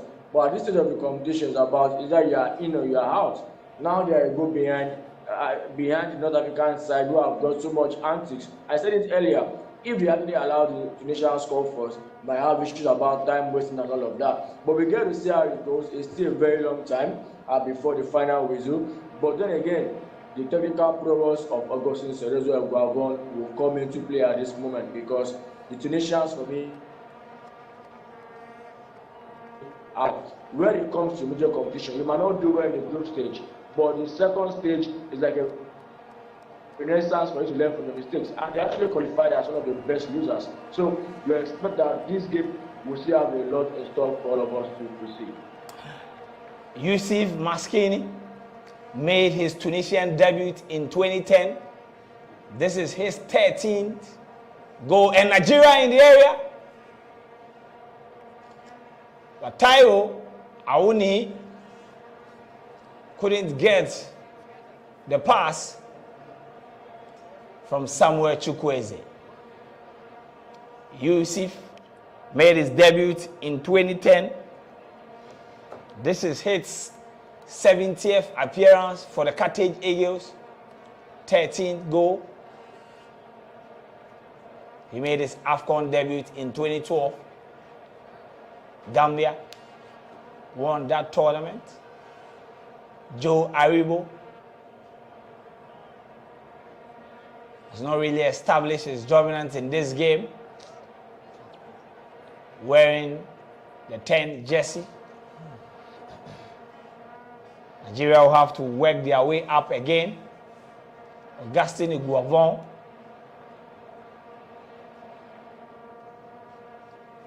seems Nigerians are calling for Ahmed Musa because Taiwo Awuniyi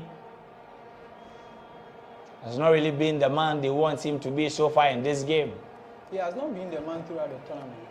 I mean, he's here to impress. Babatunde, we can attest to the fact that he's not impressed anyone. And I'm just surprised that the coach keeps playing him. Try Umar Sadiq. Umar Sadiq scored in the last game. So why don't give him the chance again to play?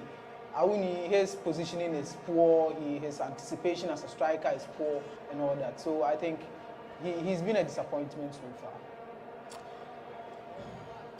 After 3 games, Taiwo Awuniyi is yet to score a goal in the famous green jersey. Kelechi Iheanacho. I think that if there's going to be a change in our strategy, Augustine and Gabon, we need to make the changes now. I said in the first half, you realize how choked our attack was, and when Nigeria moving forward, hopefully this is a goal. And again. And one interesting thing about this Tunisian team is that they have 7 players out because of COVID. They lost their head coach to COVID. And now, they are doing the job against the Super Eagles. We would not want them to win. I mean, depending on their situation. And Nigeria being the favorite, coming from the backdrop of winning all your group stage games against a team who are depleted because of COVID. I mean, Moses Simon going up again inside the 18-yard box. That was a miscalculation pass to Zaidu. They should keep their heads. They shouldn't lose their heads. I mean, it's 56 minutes. Still, there's plenty time. I mean, they should cool down and then... There is more time. There's more time.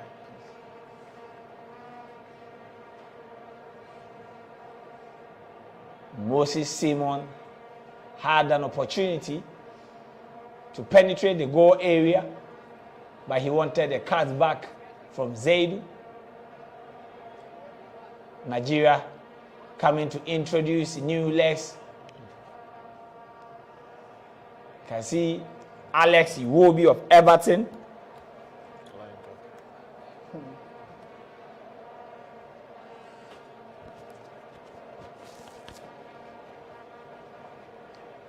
Seems Nigeria have a lot of enemies. Wilfred Ndidi picks up a loose ball inside the 18-yard box. And Ola Aina is attacking. Went straight to the ground, and referee Ndiaye won't listen to any of the complaints. Nigeria will bring in 2 more legs. Alex Iwobi, wearing the jersey number 18 for the Super Eagles. Nigeria have a lot of quality players on their bench who can do the job when given the opportunity. Joel, if you ask me, I don't think these are the substitutions I would have loved to see. I think that he probably could have brought in an Ahmed Musa who has the experience, then take away Taiwo Awuniyi, put Kelechi Iheanacho as a striker, and bring in a holding player to more or less cover the middle. And Olayinka, fine, he's somebody we need. He has the qualities to do the job, but I don't think he is the right man for this particular game. Surprisingly, coach Augustine Iguavon has taken out Kelechi Iheanacho. And I'm looking forward to how he's going to use Iwobi, because Iwobi for Everton, he's a winger. You still have Chukwueze in there, you have Moses Simon in there. So what's the role for Alex Iwobi? I'm looking forward to how he wants to use Iwobi in this game. But for me, taking off Kelechi Iheanacho, Kelechi Iheanacho has been replaced by Alex Iwobi. Peter Oyenika has also been asked to replace Taiwo Awuni. That's the bench of the Super Eagles. The frustration on their faces. This is what they were trying to avoid. But they've not been the better side in this game. And I think the better side are in the lead. The better side are in the lead, and the Tunisians are coming again. Ola Aina needs to be careful. But this time around, he was able to do the job, clear the ball out of danger. Alex Iwobi coming up with different energy. Surprisingly, he will be played as a number 10. He commits his first foul, and the Tunisians, they've started their time delaying tactic. But it's 30 minutes away. You cannot do this for 30 minutes. But these guys, they are experts at delaying time. They do it in such a way that they will never be booked for delaying time. And I don't know if it's something that they are being taught at the academy level in North Africa. Their clubs, they do it with so much ease. Yeah. And they do it very well not to be booked. So I think we should commend them. I mean, it's all part of the game. If you want to win a match, it's all plays a role in it. So I think, yeah, we should commend them with that. It's been their trait. For wasting time. For wasting time. It's been their trait. When you talk about North Africans, you talk about wasting time. So you don't want them to score first when you are playing with them. And in a game against Accra Hearts of Oak and Esperance, even when the Tunisians, Esperance were leading by 6 goals to 1, they were still delaying time. 6 goals to 1. That's WAC, sorry. WAC of Morocco. They were delaying time after 70 minutes when they were leading by 6 goals to 1. The thing is in their DNA. Moses Simon finds Wilfred Ndidi is clear. That was a good attempt from the Leicester City man. But the ball was off target. Wilfred Ndidi tried a long ranger just around the 18-yard box. Same place that Yusuf took the shot and scored the first goal for Tunisia. That was a good attempt, and this is Nigeria's best opportunity in the second half, I think. And Wilfred Ndidi, although you would expect him to, strike the ball well with good technique, but it was also a good attempt, an ambitious effort, but unfortunately it went wide. Unfortunate thing happened. And Nigerians can still hope. This is where the words in the national anthem comes to play. Arise, O compatriot. Nigeria calls on you. And Coach Augustine Iguavon is calling on his men that more than 200 million people are watching this game. Alex Iwobi will be booked, but referee Magueta Ndiaye. Come on. I think this is a wrong call. It was more or less like a 50-50 tackle. You don't just go around booking players for a game of this magnitude. But you think, I think, unlike Iheanacho, Iwobi is playing more of a midfielder than Iheanacho. So it's giving the Nigerians the numbers in midfield. So you can see they are now much more, they are now in control of the game in terms of build-up and all of that. So I think it's a good sign, and we have plenty to play for. I mean, the time is, there are many time to play for. So I think the free kick, the yellow card is not good for Iwobi. Of course, it was a bookable offense with that tackle on Yusuf. So I think Iwobi should be careful being booked, and I think he has to be careful with his play so far. Yes, possible red card, and that might be the final nail in the coffin. If Alex Iwobi is sent out. Yes. That's a possible red card offense. It could be a red card.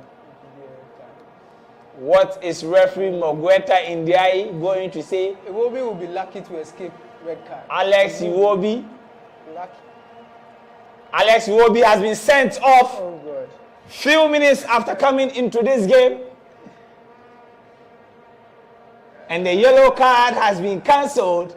And Alex Iwobi has been sent off after his foul on the goal scorer, Yusuf Maskini. The job is getting tougher and tougher for Nigerians. I mean, with how the Tunisians are playing, now they are down by 1 man. It means that the Tunisians will now have to break out of their shell. I mean, throughout the game so far, they've been defensive and they've been organized at the back because they are afraid of Nigerians' attack. But now Nigeria are down with 1 man, so you have to, stand up and then dominate the game because you have the numerical advantage. For me, I think Augustine Wavoin made the wrong changes, introducing Alex Iwobi. Ahmed Musa shaking the head.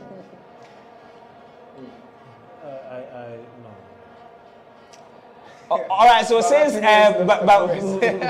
Babatunde has shot west, let me go straight to Nigeria. Ola, you are down by a long goal and you are down by 1 man. How do you come back from this? I think it will be a very long 24 minutes in this round of 16 game in Gaura. I think red card wasn't really worth it, but then again the VAR actually checked. So far so good. We talked about decisions being taken about as to just stamping out some kind of gameplay in this tournament, and I think the referee withdrawing that yellow card has to do with all of these instructions. But quite really unfortunate. And Moses Simon is clear, and that was a good save from goalkeeper side. Nigeria still in the goal area, and Zaidu in the 18-yard box winks in the ball, but the Tunisians have cleared the ball with their head. Like I said earlier, Joe Aribo, and now the Tunisians are breaking away. Tunisia breaking away. Nigeria needs to be careful. Nasri picks up the ball just at the area. The Tunisians are inside the 18-yard box across the sands, and that was a selfish play from the Tunisian wearing the jersey number 19. The coach is furious that he decided to go for the kill and not a pass. I think the red card will also help Nigeria in the sense that Tunisia would want to attack. So now you get to have some spaces to exploit. So I think still the game is not done yet. We have 23 minutes to play, and this is going to be enjoyable because both teams will be attacking. Nigeria will want to equalize. Tunisia will want to double their lead and all that. So I think the last 23 minutes is going to be far more enjoyable than the minutes we've had. Nigeria is inside the 18-yard box. Wilfred Ndidi finds Zaidu, and Zaidu will go with the right foot. The attempt was good, but the connection was bad. Ola, how do you see the performance of your team in the last 3 minutes? I guess Nigeria has been the better side, but then again, Tunisians had their chance and hopefully a goal, in front. And of course, unfortunately, Nigeria has well a goal behind. But like I said, it will be a very long night. Nigeria go down, of course, a man down. We get to see if the Tunisians will play more being on the back foot rather than attacking. Like I said earlier in one of my encounters, that attack is the best form of defense. Nigeria has got this contact for themselves. They need to keep pushing and making sure that they make sure there's an island in terms of the defense. We get to see what will happen. Just 2 players in one already sent off. We get to see if the coach will bring someone in the middle of the park that will at least strengthen the back four. We get to see what will happen. It's still a very long night, but again, Nigeria needs to attack and still put the Tunisian defense on a headlock. Babatunde, sub-editor for My Nigeria, is speechless right now. And the trolling have started on the GhanaWeb platforms, but we've done 70 minutes of action, 20 more minutes for Nigeria in the game. Is it time for Ahmed Musa to be introduced in this game? Kenneth Omeru, Trust Ekong. They went to sleep together with Ola Aina, and now the Super Eagles are now being tamed by the cartage.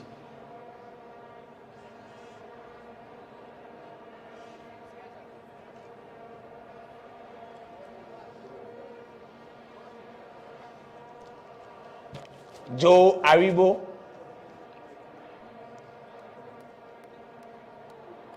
finds Zaidu, and Zaidu gets a good cross inside the area. Wilfred Ndidi now doing the work of Alex Iwobi.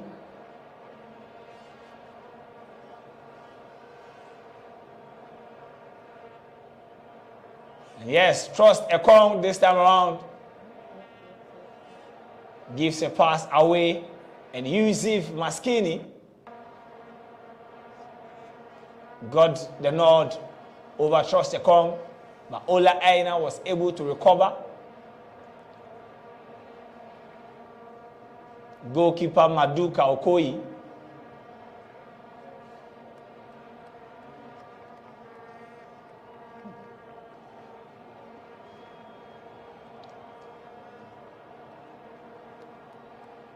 and Babatunde.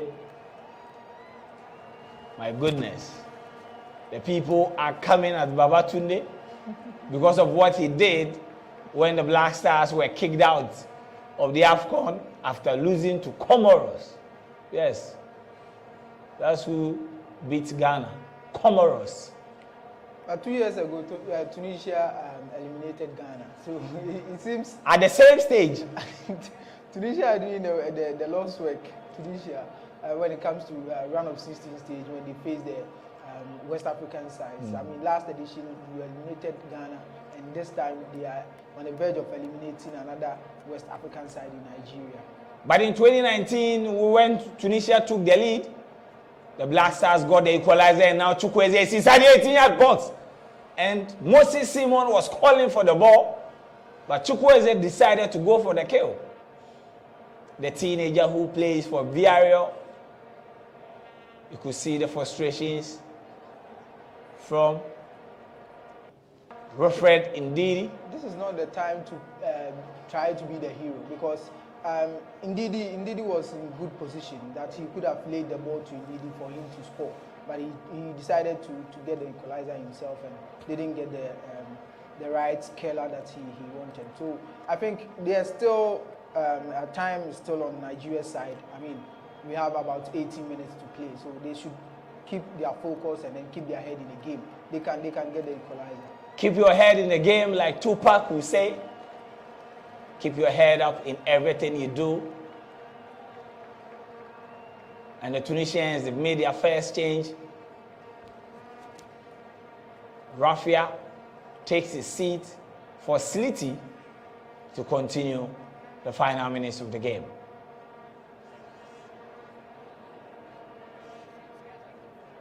Nigeria will have to do more to penetrate the goal area.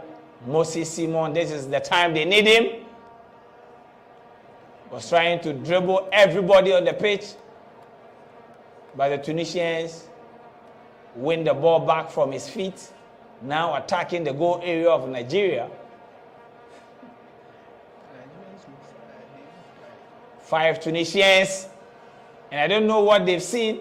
Maybe they've been told that goalkeeper Maduka Okoyi has a problem with saving long ranges.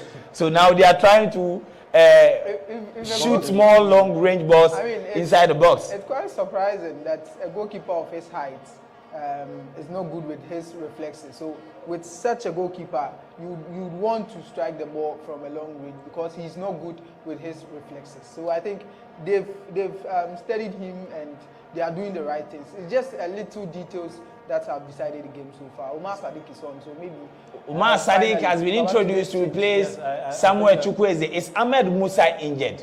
No, Ahmed Musa is. And Tunisians are going again, and this time around, Maduka Okoyi responded to the call of his nation. Naim Sliti. To keep out Naim Sliti, who was just introduced. That was a good save and could have been the end of the Super Eagles of Nigeria if that ball had entered the net. I mean, that would have been it. That would have been it. A lot of fans would have been disappointed. I can imagine President Buhari watching this game and asking himself why he even plays the court this morning. But irrespective, I think that Augustine Aguavoyin should have introduced Umar Sadiq earlier. When I said it that we needed a different kind of approach heading into this particular fixture. Now he's more or less wasted his three substitutions. He has also you have an opportunity to make 5. You have an opportunity to make 5. To make 5. That's fine. Meaning we have Ahmed Musa can still come in. We have some extra players that can still come in. But again, the introduction of Umar Sadiq changes the approach for the Super Eagles. Now we can go through the long balls. Moses and the other player on the flank, they don't need to penetrate. Now what they need to do is just get the ball across, and the fullbacks as well. So this is a different strategy. I hope it works. I have a feeling it's going to work for us. You have a feeling it's going to work, and Yusuf is trying again, but this time on he has been closed down by Kenneth Omero. And I don't know, the Tunisians maybe they've seen that a quiet daponum. So because it's been difficult for them to penetrate the goal area of the Super Eagles. The Nigerians are giving them too much room when the ball is in their area. They should close them down early, but they would rather try to retreat, and then that gives them the space for them to try a shot from afar or something else. You know, psychologically, when you are a man down, it's draining. So even if you don't feel tired, even if you are not tired, you look and you feel tired. So the mental posture of the team will need to reflect in a game like this. How can they tackle the Tunisians despite going a man down? And I'm looking for that stroke of luck. The moment the Super Eagles get it, Wilfred, indeed, it needs to be careful. Indeed, should be careful. You cannot afford.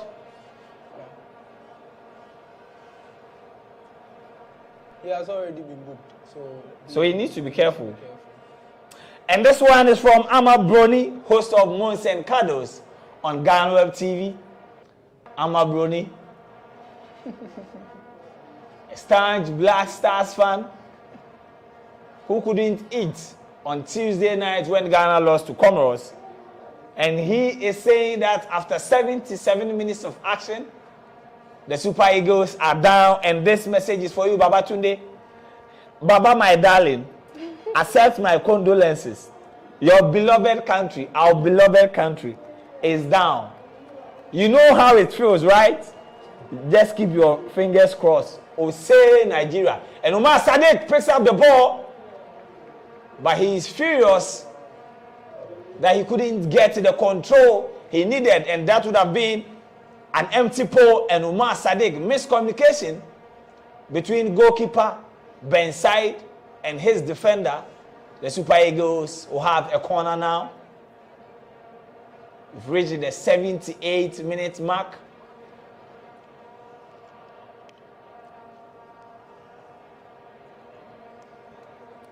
Moses Simon will take this one, whips in the ball, but the Tunisians clear their line. Arise, O compatriots, Nigeria's call obey, to serve our fatherland with love and strength and faith. The labor of our heroes past shall never be in vain. More than 200 million people from Abuja, Port Harcourt, Lagos, Abeokuta, my favorite Nigerian city, when they are saccade and the Nigerians are trying. And Babatunde. I mean, it's frustrating to see your country on the verge of elimination. Babatunde, it's not easy, Baba. It's not easy to be in this position. The Black Stars. I mean, for Nigeria, they won all their group stage games, so the expectations were high, and I mean, everybody were rooting for them. So to bow out like this, it's very disappointing. And if you talk about Tunisia didn't have a good group stage performance. They won one. They qualified as one of the best 10. They lost to Gambia. They lost to Mali. So you would expect Nigeria to go through, but I mean, It's been a difficult night for the Nigerians. Nigeria needs to be careful inside the final 10 minutes of the game. And the comments are coming in. Oh my goodness. Accountant, if you are watching me, I think you have to arrange a special convoy for Babatunde. And HR, if Baba is not able to come to work tomorrow, please, you should understand. Referee. Nigeria, hoping that they could have gotten a foul, and the Tunisians are pushing them back. Tunisia, just around the 18-yard box of Nigeria, and they don't need to penetrate. They just love, and this time around they are in the 18-yard box. Of course, it's whipping, and that was a good interception by Kenneth Omeru. And the referee has flagged the ball. Osama Haddadi was looking to get the second goal for the Carthage Eagles. Now the Tunisians are beaming in confidence, and they are building up well. They are holding the ball well. They are trying to create decent chances. And Umar Sadiq inside the area. Umar Sadiq has been fouled. That should be a foul. But referee Magwenta Ndiaye. That should be a foul. In games like this, if you are officiating a game of a country, more than 200 million people, he needs to be careful, because the fire he got from the South Africans. Now think about Umar Sadiq's impact since he came on, and compared to Awini's performance throughout the game. I mean, it tells you that the coach had it wrong in starting Taiwo over Umar Sadiq. The free kick, few meters away from the 18-yard box. Who will take this one? Will it be Joe Aribo, Wilfred Ndidi, or Moses Simon? They should make Trust Ekong and Peter is also behind the ball. Moses Simon definitely will have to make this one count against goalkeeper Ben Said, wearing 22 jersey. And yes, one Tunisian is lying on the floor. The last time this happened was between Nigeria and Algeria.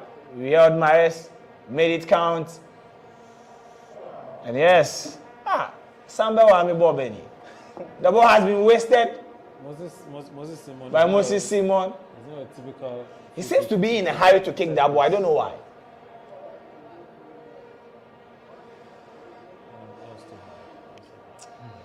I can imagine the pensive mood in Nigeria at the moment.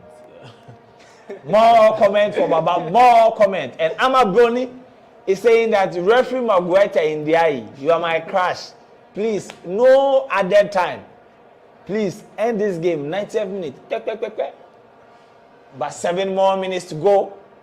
And if you are a Chelsea fan like myself, you know that 7 minutes is good for you to get yourself back into the game. 2012, Didier Drogba showed that even a second can count. And Slity was able to dribble like 2 Nigerian players, but he fell down in the 18-yard box like he was in his bedroom. And referee Magweta Ndiaye. Now Umar Sadiq is giving the Nigerians option up front. Now they are targeting him with the long balls, and he's doing well with the hold-up plays and winning free kicks. This is what the coach should have done earlier. Why would you sit down until you go down by 1 man? That's the man the substitution. Who is coming? Wabi Kazri and Wanda Amihegan is telling Babatunde that Nigeria is very close, tiny close, to joining their brothers, Ghana.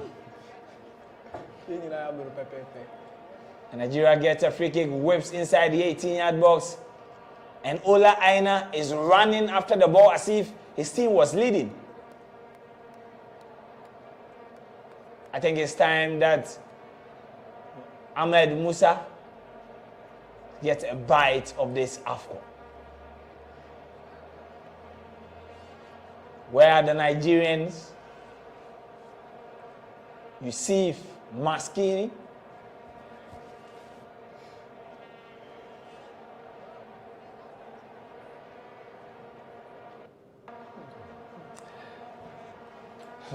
The Carthage Eagles in 2019. Yes, the Tunisians, they've started. I mean, they are close to winning their first Afcon knockout game against Nigeria. Yeah. And their first ever Afcon game against Nigeria. So, and they've started a game. 85th minute, and now they are going to introduce Wabi Kazri. And then and the goal scorer will be taken out of the game. Wabi Kazri.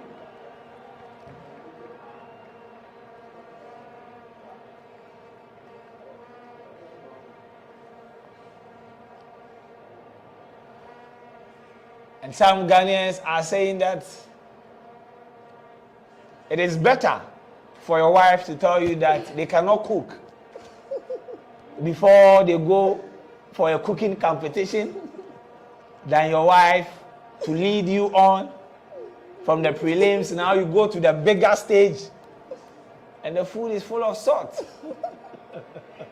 That's what the Nigerians have done to us. Have done to their countrymen, leading them on. Crocodile de John. Yes, that's the tree name, Crocodile de John. And then you know, Joel, I think that all jokes aside, I think that Augustine Agwabon made a mistake by not making the substitutions early. And even when he did, he made the initial substitutions wrong. That's the first one, bringing Iwobi and Olayinka. So now the introduction of Umar Sadiq has changed the dynamic of the game. It should have been introduced way longer. It should have been introduced way earlier. And I said in the first half, in as much as it was early, we should have made those substitutions because the Tunisians had studied our tactics against Egypt and they were using it against us. Tunisia defending in their numbers. Umar Sadiq, good holder play, and Wilfred Ndidi is around the 8-goal area. That was a good attempt. Umar Sadiq has been brilliant since. Umar Sadiq has been good. And yes, goalkeeper Ben Said is also on the floor. Nobody touched him. For what? Oh, for diving. For diving. Nobody touched him. I mean, for what? But he is down for diving. He has hold the balls. Full stretch. So maybe he had. What is full stretching about it? Tunisia, my baby. Hey. 87 minutes and still counting. Yes. Referee, come on. Hey, Azapani. Ready Jesus Christ. If this is the Nigerian team we are going to meet in March, trust me, I'm going to discipline them. Really, you think? I said it here. You can't quote me anywhere. Ahmed Musa has been introduced. 2 minutes, and I've always said that me, if I was a player, and you bring me in 87th minute, 88, when we are down, you go and play your football. Ola Aina. Ahmed Musa loses possession to Sliti. Sliti just around. And Kenneth Omero fouled him, but the referee says the play must continue. The Nigerians losing possession easily. Oh, referee. They are not playing with the aggression they used in their opening 2 games. Babatunde, I have a screenshot of you on the GhanaWeb page taken by Ama Bruni. And Babatunde, if the producer can give us that picture, I'll be very happy. The picture will be good for a sticker. If you can zoom in the picture. Oh, it will be good for sticker. Yes, that's Babatunde right there. Wow. Wilfred Ndidi loses possession. Kenneth Omero And go for ya when you're on shake, I know much try. Let's see, taking into account the time wasted on the pitch and look at the faces. Yeah, I can. Oh, Omo, I can't be Omo, it will be right, Omo, it will be, inshallah. And 5 minutes, yes, as I predicted, 5 minutes, Nigeria will have to make any second of this added time count. This is a do or do tournament. And Omar Sadiq is climbing the 18-yard box. And it's a bright miss from Omar Sadiq. Keep your composure and shoot. Omar Sadiq have gotten the best opportunity in the game. But Omar Sadiq is telling us that it was a child who will die will die. No, it was so unlucky. Keep your composure. The goalkeeper was coming. The goalkeeper was coming. The goalkeeper did what to close him down, to lobby the ball over him. He didn't get the right touch on the ball. That's how come. And look at the disappointed Nigerians at the Ramdi Ajia Stadium. Omar Sadiq has done very well.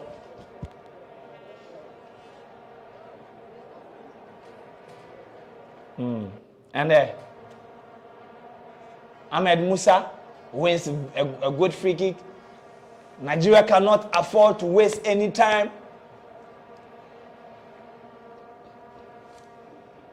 And if they've forgotten the lines in their national anthem, they have to rise up and listen to the call of their fatherland. Moses Simo take this ball just around the 18-yard, but works in the ball straight into the 18-yard box. The Tunisians defend well. And yes, Wabi Kazri picks up the ball one-on-one with Ola Aina. Wabi Kazri, a good long-range expert. They cannot afford to give him that space. Nigeria, they are not closing the Tunisians down, giving them too much space for them to waste time. What was he doing with the ball?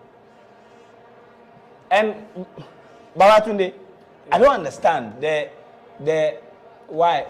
Are you guys okay with the round of 16? I mean, no team with ambition is okay with round of 16, but I mean, this is football. We can't predict what happens then. I think that Augustine Agbabu, throughout the tournament, he had the tactics right. Unfortunately, when it mattered the most, he missed it. I mean, for now, it's disappointing, and I'm just thinking about the millions of Nigerians watching this fixture and thinking that this could probably be good news for us, looking at how poorly the country has been managed, you know. But unfortunately, Omar Sadiq inside the 18-yard box. Omar Sadiq, what was he trying to do?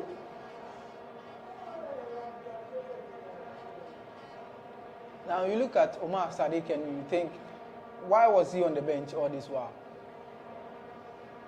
He's able to take on players. He's able to create space for himself. Hold up play. Hold up play very well. Win free kicks at good positions and all And that. yes, that was what I was complaining about. The Nigerians cannot afford to waste time, but yet they are not closing the Tunisians down. Maduka Okoye, he will be the most unpopular player. Aside Alex Iwobi. Ahmed Musa has been fouled. Ahmed Musa, the most capped player for Nigeria, captain. And yes, this gentleman wearing the jersey number 4 in 2019 scored an own goal against Ghana. So Nigerians will hope. Ben Slimani is being walked off the pitch by referee Magweta Ndiaye. Omar Rekik is coming up. 2019 he scored an own goal against Ghana, so hopefully he can do it again for our Nigerian brothers.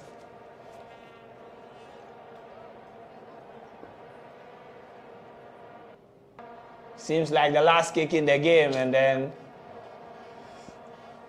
the guy in there, let me say it in truth so that the Nigerians will know. Hear me. I can't baffy. Why? Look at the celebrations from the Tunisians.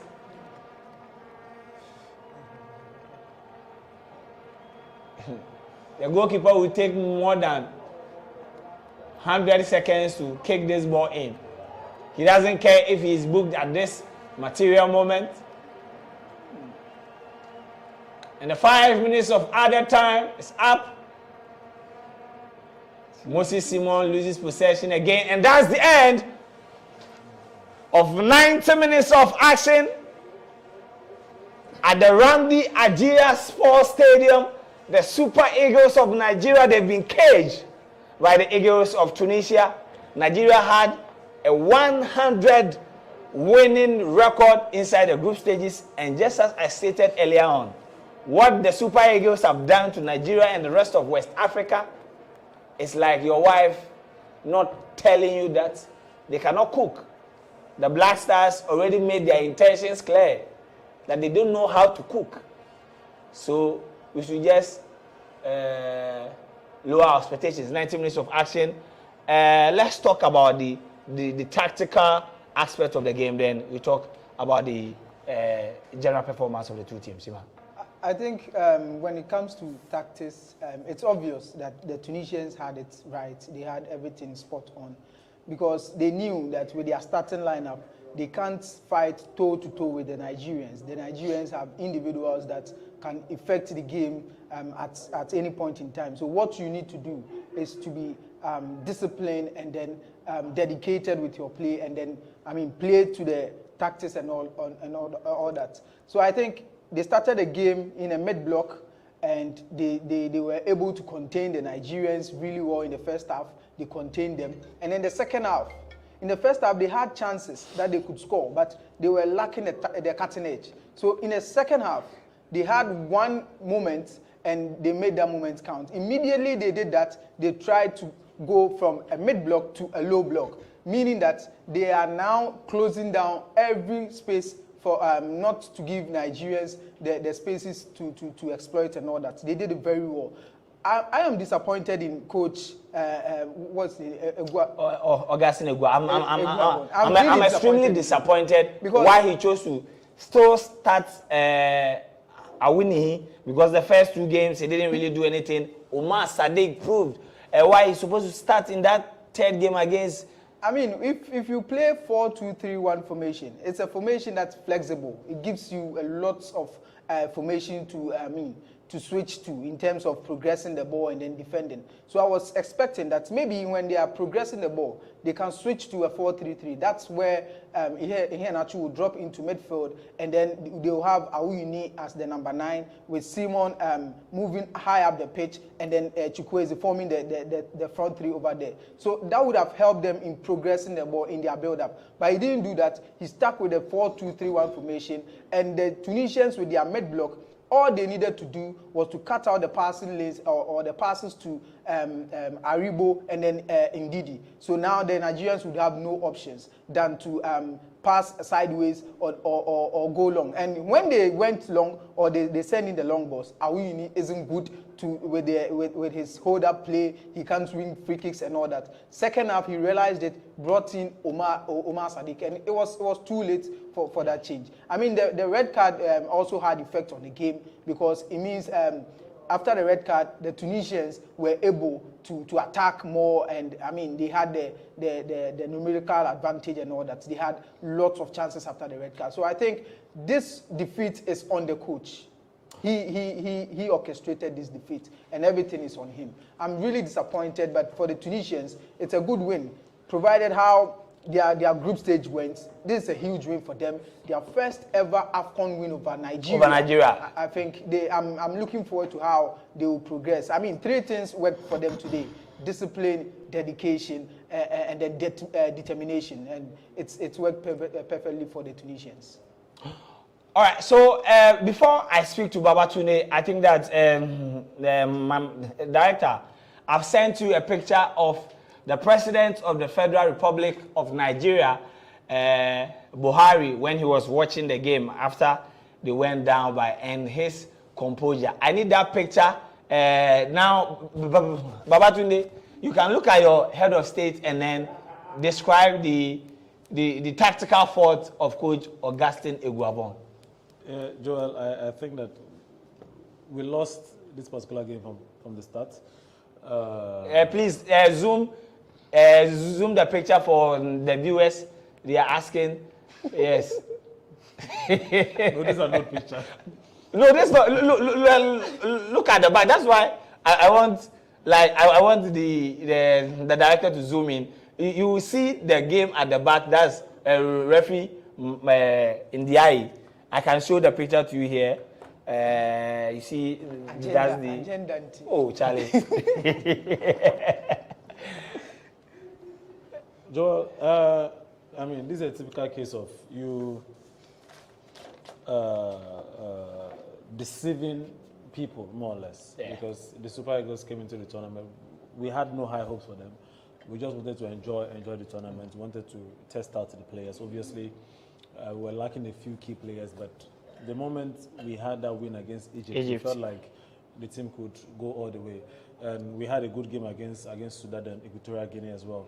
But then you realize that the pressure came on the Super Eagles. Expectations were high. Big whips in Nigeria were making promises, $1 million, $250,000 here and there, you know, and such promises more or less distract the players. I think and I think that just quick one, in 2019, after Nigeria won against this same Tunisian side in the quarterfinal, before the semi-final game with Algeria, I think we had Otedola, Dangote. They promised that each goal Nigeria will score from, I think the quarterfinal, they are giving that goal, was it $100,000? And from that stage, Nigeria scored only one goal. And you know, when certain distractions come like this, it might not be physical, but psychologically, it affects the players. And that's why Augustine Eguavon actually even banned the NFF president, Amaju Pinnick, from coming into the dressing room when game is in play. That's during the halftime breaks. He has banned every football person from coming into the dressing room because he felt it was a distraction. But then again, back to the game, I think that Augustine Eguavon had his strategy right from the get-go, and when it mattered the most, he lost it. I saw how the Tunisians caged our attackers. I saw how they were able to dominate in the middle, and I saw the sort of pressure. Even if it wasn't excessive, they applied a certain amount of pressure on the defensive. And you realize that Omero and Ikong were panicking whenever the Tunisians came at them. I felt like Augustine Eguavon should have made the substitutions in the first half. That would have changed the face of the game. You know, the North-Africans, it's difficult going a goal out against them. And if you go a goal against them and now you have a red card to compete with, it makes the mountain more higher for you. So this particular defeat, I'll put on two people, Augustine Eguavon for tactical mishap, and the goalkeeper, Maduka Okoye. That goal shouldn't have gone in. But again, we are Nigeria. These things happen. I'm sure the boys will go back to the drawing board and know that, okay, this is a game we should have won, but unfortunately we lost. There's going to be an Afcon in 2023. In 2023, that's next year. That's next year, meaning that we need to more or less strategize properly. And now the ultimate target will be Nigeria facing Ghana in the World Cup qualifiers. All right, we'll come back to that game. We'll talk a bit about that before we wrap everything up. But Ima, before the game started, you were not quite sure about how the Tunisians will stop Samuel Chukwueze and then Moses Simon. Yeah. They did that to perfection on the day. They did it without 7 players, their head coach. Going forward, what do you think that the Tunisians should do if they are to go far in this competition? You know, it depends on the opponents they will face in the next stage.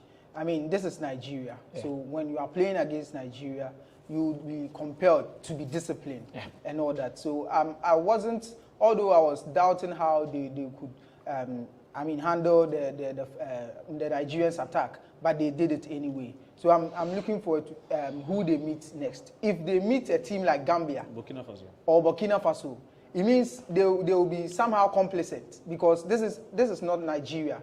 Comparing the level of Burkina Faso and then Nigeria. So it depends on the opponent, and today they did very well in taming Nigeria's attack. They did absolutely everything right to get the results they got. Or I'm just hoping that in their next game they can replicate this same performance. Other than that, I don't think they will make it past the quarterfinals. This is a tournament. There's no margin for error. One error by the goalkeeper, Nigeria is out. So you would expect that they keep their focus. The error came from Ola Aina. He lost. The goalkeeper couldn't do his job, yes. But the error came from Ola Aina. He lost the ball instead of him to close down, and it happened in the Black Stars game against Ghana's second game. The equalizer from similar incident. Similar incident from Andy Yadom. Yeah. He had all the opportunity to close him down from taking the shot. I think he decided to take a step back, and Ola Aina did the same thing. He should have fouled the player. That would be a but, foul. But not even foul. You close him down. I don't know. I don't know why he decided to run back to his goal area. I mean, he lost the first battle, and I think I will commend Yusuf rather with how he was composed with the ball and how he took on Ofen Ndidi and then scored from that position. I think the Tunisians deserve the win because today they were the better side. Yeah. They played very well. We all underrated them. I didn't expect this type of performance from them because of obviously how they played in the group stage. They were the better side because tactically, Augustin Eguavoin made the changes wrong. Yes, as I said earlier, the defeat is on Augustin Eguavoin. Yes, I said in the first half, and I mean we can go back to that tape. Yeah. I said that no matter how early it was, we needed to make the substitutions. And I categorically mentioned Umar Sadiq to change the dynamic of the game. Clearly, the Tunisians have studied how we played Egypt. And they knew Augustin Eguavoin was going to come with the same approach, and he did. You know, so kudos to the coach of Tunisia. Clearly executed. They knew what they wanted. They knew that the moment they're able to cut the supply of Simon Moses and Chukwueze,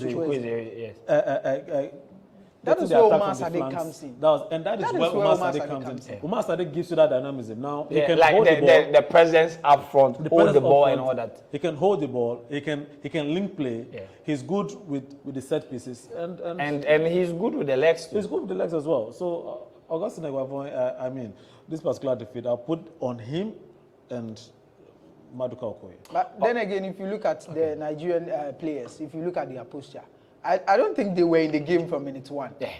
They didn't look aggressive. Is it because they think they get at Tunisia? They say that's it. I think they were complacent after completing a group stage with 100% record. They knew they are on top of the world and they are on form, so they are going to walk over anybody they meet. But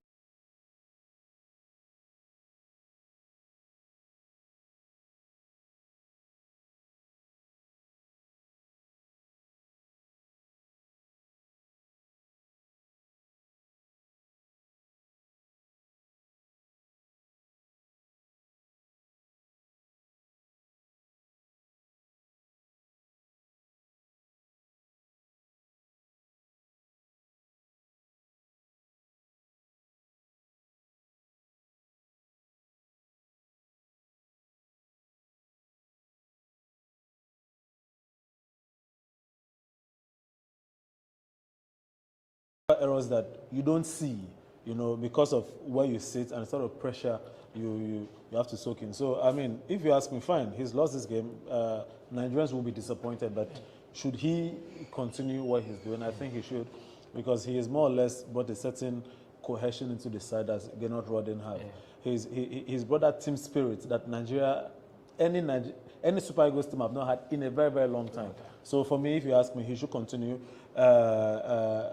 Jose Pizarro, who fortunately hasn't signed the contract yet, I believe he should just be relieved of his role, even if he hasn't put pen to paper. Augustin Eguavoin is the man to take Nigeria into the Ghana game, which I know we are going to win in both legs. All right, so Iman, let me ask you about the future of Augustin Eguavoin. Then we use the final minutes to talk about the FIFA World Cup draw. If you talk about his future, I think with the group stage he gave good account of himself. The coach of the round. Beating Egypt and then Sudan and all of that. But in the knockout stage, that is where it matters most. That is where you want your coach to show his tactical prowess. But I think today he fell to the assistant manager of Tunisia. That also comes to bear. So I think he is good, all right. But is he the man to lead Nigeria to the World Cup? But you think about the opponent they will be meeting in the playoffs, Ghana. Ghana are not in their best shapes. So you give him the benefit of the doubt because in the group stage he did well and then he lost against Tunisia. So, okay, let's try him against Ghana. Then we will see how it goes like. But for me, if you ask me, I think Augustin Eguavoen is a good coach. But he's not there. He's not there for the Nigeria national team. They should get someone who is up there to lead the team on because they have good players. You look at Simon Moses. And a quick one. What happened to Samuel Chukwueze in this Afcon? He was tipped to take this Afcon by storm because of what he did in 2019. He announced his presence in 2019. Yeah. So we were all expecting him to do more or do better. But in this tournament, I think Moses Simon stole the shine. So it happens. Sometimes the players that you have less attention on, they come and then they blew like that. So I think it's fine. Although he scored one goal, he was influential, but the focus was on Moses Simon, who started the tournament very well. Okay, what happened to Chukwueze? Samuel Chukwueze, I think he had an injury. Yeah, like he was almost. Yeah, it affected his confidence a little bit. You realize that this is not the Samuel Chukwueze we knew in 2019, and even the Samuel Chukwueze we knew prior to the injury. So, and when players go out injured like that, they tend to lose their stride, and it takes quite a long time for them to gain it. Psychologically, he wasn't in this tournament, and that is the reason why I felt he probably shouldn't have played the entire games. The entire minutes of every fixture. Also, I think what could have helped would have been to change the environment in which he was operating in. And that is why coaches leave players to attempt the position swaps. So if Samuel Chukwueze is more or less struggling on this flank, why don't you switch him up a little bit? And I really expected that. I was waiting for that to see how it pans out. But again, this is a tournament in which he switched off. So it's typical of every player. Yeah. So we're expecting that he comes out at his best in the 2023 Afcon. Samuel Chukwueze, one of my favorite players. I was expecting them to shine in the ongoing Afcon alongside Ghana's Kamaldeen Suleiman. Enough of the Afcon. The game is over. The Carthage Eagles of Tunisia, they've joined Burkina Faso and they are through to the quarterfinal stage of the 2021 Africa Cup of Nations. But Nigeria and then Gabon, they will be packing their bags early tomorrow morning in Cameroon and they will be making their way to their respective countries. Now, I won't be reading a lot of comments on social media because it seems Ghanaians are using this opportunity to try and say that, oh, then Black Stars dig down well by not raising our expectations. The Black Stars, they disgrace themselves. You can say that, yeah, the Super Eagles lost to a former champion. Yeah. Ghana lost to Comoros. So don't try to use Nigeria's defeat to glorify Ghana's disgrace in the Afcon. Now, back to the FIFA World Cup draw. It was done yesterday. And the first draw was between Senegal and Egypt. Now, it means that Sadio Mane and Mohamed Salah, one who have to watch the World Cup from home. I think it's an interesting tie, Egypt and then Senegal. But it's a game that when you look on paper, you easily point to Senegal winning or qualifying at the expense of Egypt. But then again, it's two ties. You play first round and then the second leg. So, we are all looking forward to the game because it's an interesting tie, an intriguing fixture that you would want to watch. And I'm looking forward to who will miss out between Sadio Mane and then Mohamed Salah. when you compare the players, Egypt and then Senegal, Senegal have better players, far better players than Egypt. But you think about it being the two legs, and then it will be difficult to stick your neck out that maybe Senegal or Egypt will qualify. Okay, but so it will be an interesting. So which team are you tipping to be in Qatar? It's difficult, as I've said. But you still have to. If you push me, I'm thinking of a surprise. A surprise from who? Egypt. From Egypt. Yeah. Okay. Baba, let me give you the second game between Algeria. Algeria, they are out of the Afcon. So Algeria will be facing the first African team who made history at the world stage. That's the Indomitable Lions of Cameroon. I mean, that's another tough game. And, wow. The Cameroonians and the Algerians, more or less, they have their own issues. And if you look at the current form of Algeria, you basically tip the Cameroonians to come out top, based on what we've seen. Abubakar and scoring goals. But, you know, playing in an Afcon game is quite different from playing a two-legged World Cup qualifiers. The momentum is different. The whole setup is different. The psychology of the game is different. Now, who wants it the most? Is it Cameroon or Algeria? Left to me, if you ask me. I think, based on what I've seen so far and based on the momentum which this Afcon has shown and has proven, Cameroon would definitely tip the scale against Algeria. All right. Now, it seems that this particular draw, a lot of people have already ruled out DR Congo. DR Congo will be facing the Atlas Lions of Morocco. Yeah, it's a tie that you expect Morocco to qualify. Are you just ruling out? DR Congo, they are 2 times we are not ruling out Afcon Congo. champions. We are not ruling out Congo, but you look at Morocco, you look at Congo. I mean, it will be difficult for Congo to qualify. I mean, if you ask the Congolese themselves, they will tell you they will need a miracle against Morocco because Morocco are firing on all cylinders. I mean, the Afcon, they are playing very well, and even before the Afcon, they were playing very well. So I think they had the opportunity to play in Afcon. That's also good for them to condition the players. Now DR Congo are home. They are waiting until March. So I think Morocco will definitely have the edge over. All right, but I think that the most difficult thing that will happen in this tie is the fact that DR Congo will be playing the first game at home. Yes, that will make it difficult. So imagine Morocco getting 1-1 draw in Congo. Yeah. It means that the tie is done. You can't okay, now the next game before we talk about the biggest, as far as we West Africans are concerned. Yeah. Now, the Carthage Eagles will be hosted by Mali. This particular fixture, I think it's an open game.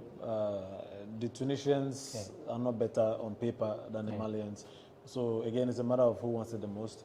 And typically, we've seen North African countries go to the World Cup and disappoint us because more often than not, they do not cross the group stages. So I think I'll just tip Mali to go through on this and expect that Mali can pull a Senegal in 2002, a Black Stars in 2010, and probably a Nigeria in 1998. All right, now, as far as we West Africans are concerned, the biggest game in 2021 and to a lot of people, this will even be bigger than the FIFA World Cup final itself as far as West Africans are concerned. These two teams, they've met 57 times. They've met 49 since 1956. The Super Eagles will be coming to Ghana for the first leg and then the return leg in Lagos. Difficult time. Prior to this particular loss against Tunisia, I could more or less beat my chest and say that the Super Eagles were going to triumph against the Black Stars, home and away. But now, with this particular tie, you realize that the Super Eagles psychologically are not strong enough. They don't have the mental capacity to run through games, unlike the Cameroonians in this particular tournament, who can go behind and still come back to games. And they still come back. So, and any Ghana-Nigeria fixture, per the statistics, Ghana has won 25 or so, and Nigeria just won 12, meaning that you guys have the edge. But derbies are not determined by form. They are not determined by players. I mean, only God knows what determines derby. So you can't really place a hand and say. But as somebody who supports the Super Eagles, I expect that the Super Eagles should qualify and pair what is happening around Ghana football. There's a lot of distractions. There's a lot of noise happening. Now the Black Stars do not even have a coach, and when they have a coach, but that's unofficial. But officially, they have a coach. Okay, so officially, you have a coach who more or less is he's on his way out. Thank you. Who basically doesn't know what to do with the team. So the scale again is tipped toward the Super Eagles, but like I said earlier, fixtures like this are not decided by form, players, or class. All right, Ima, in March, Ghana hopefully will have Mohamed Kudus back in the team, and Nigeria will have Victor Osimhen. It's clear in this game that with Victor Osimhen or even Emmanuel Dennis of Watford would have been different in terms of their transition from the midfield to attack.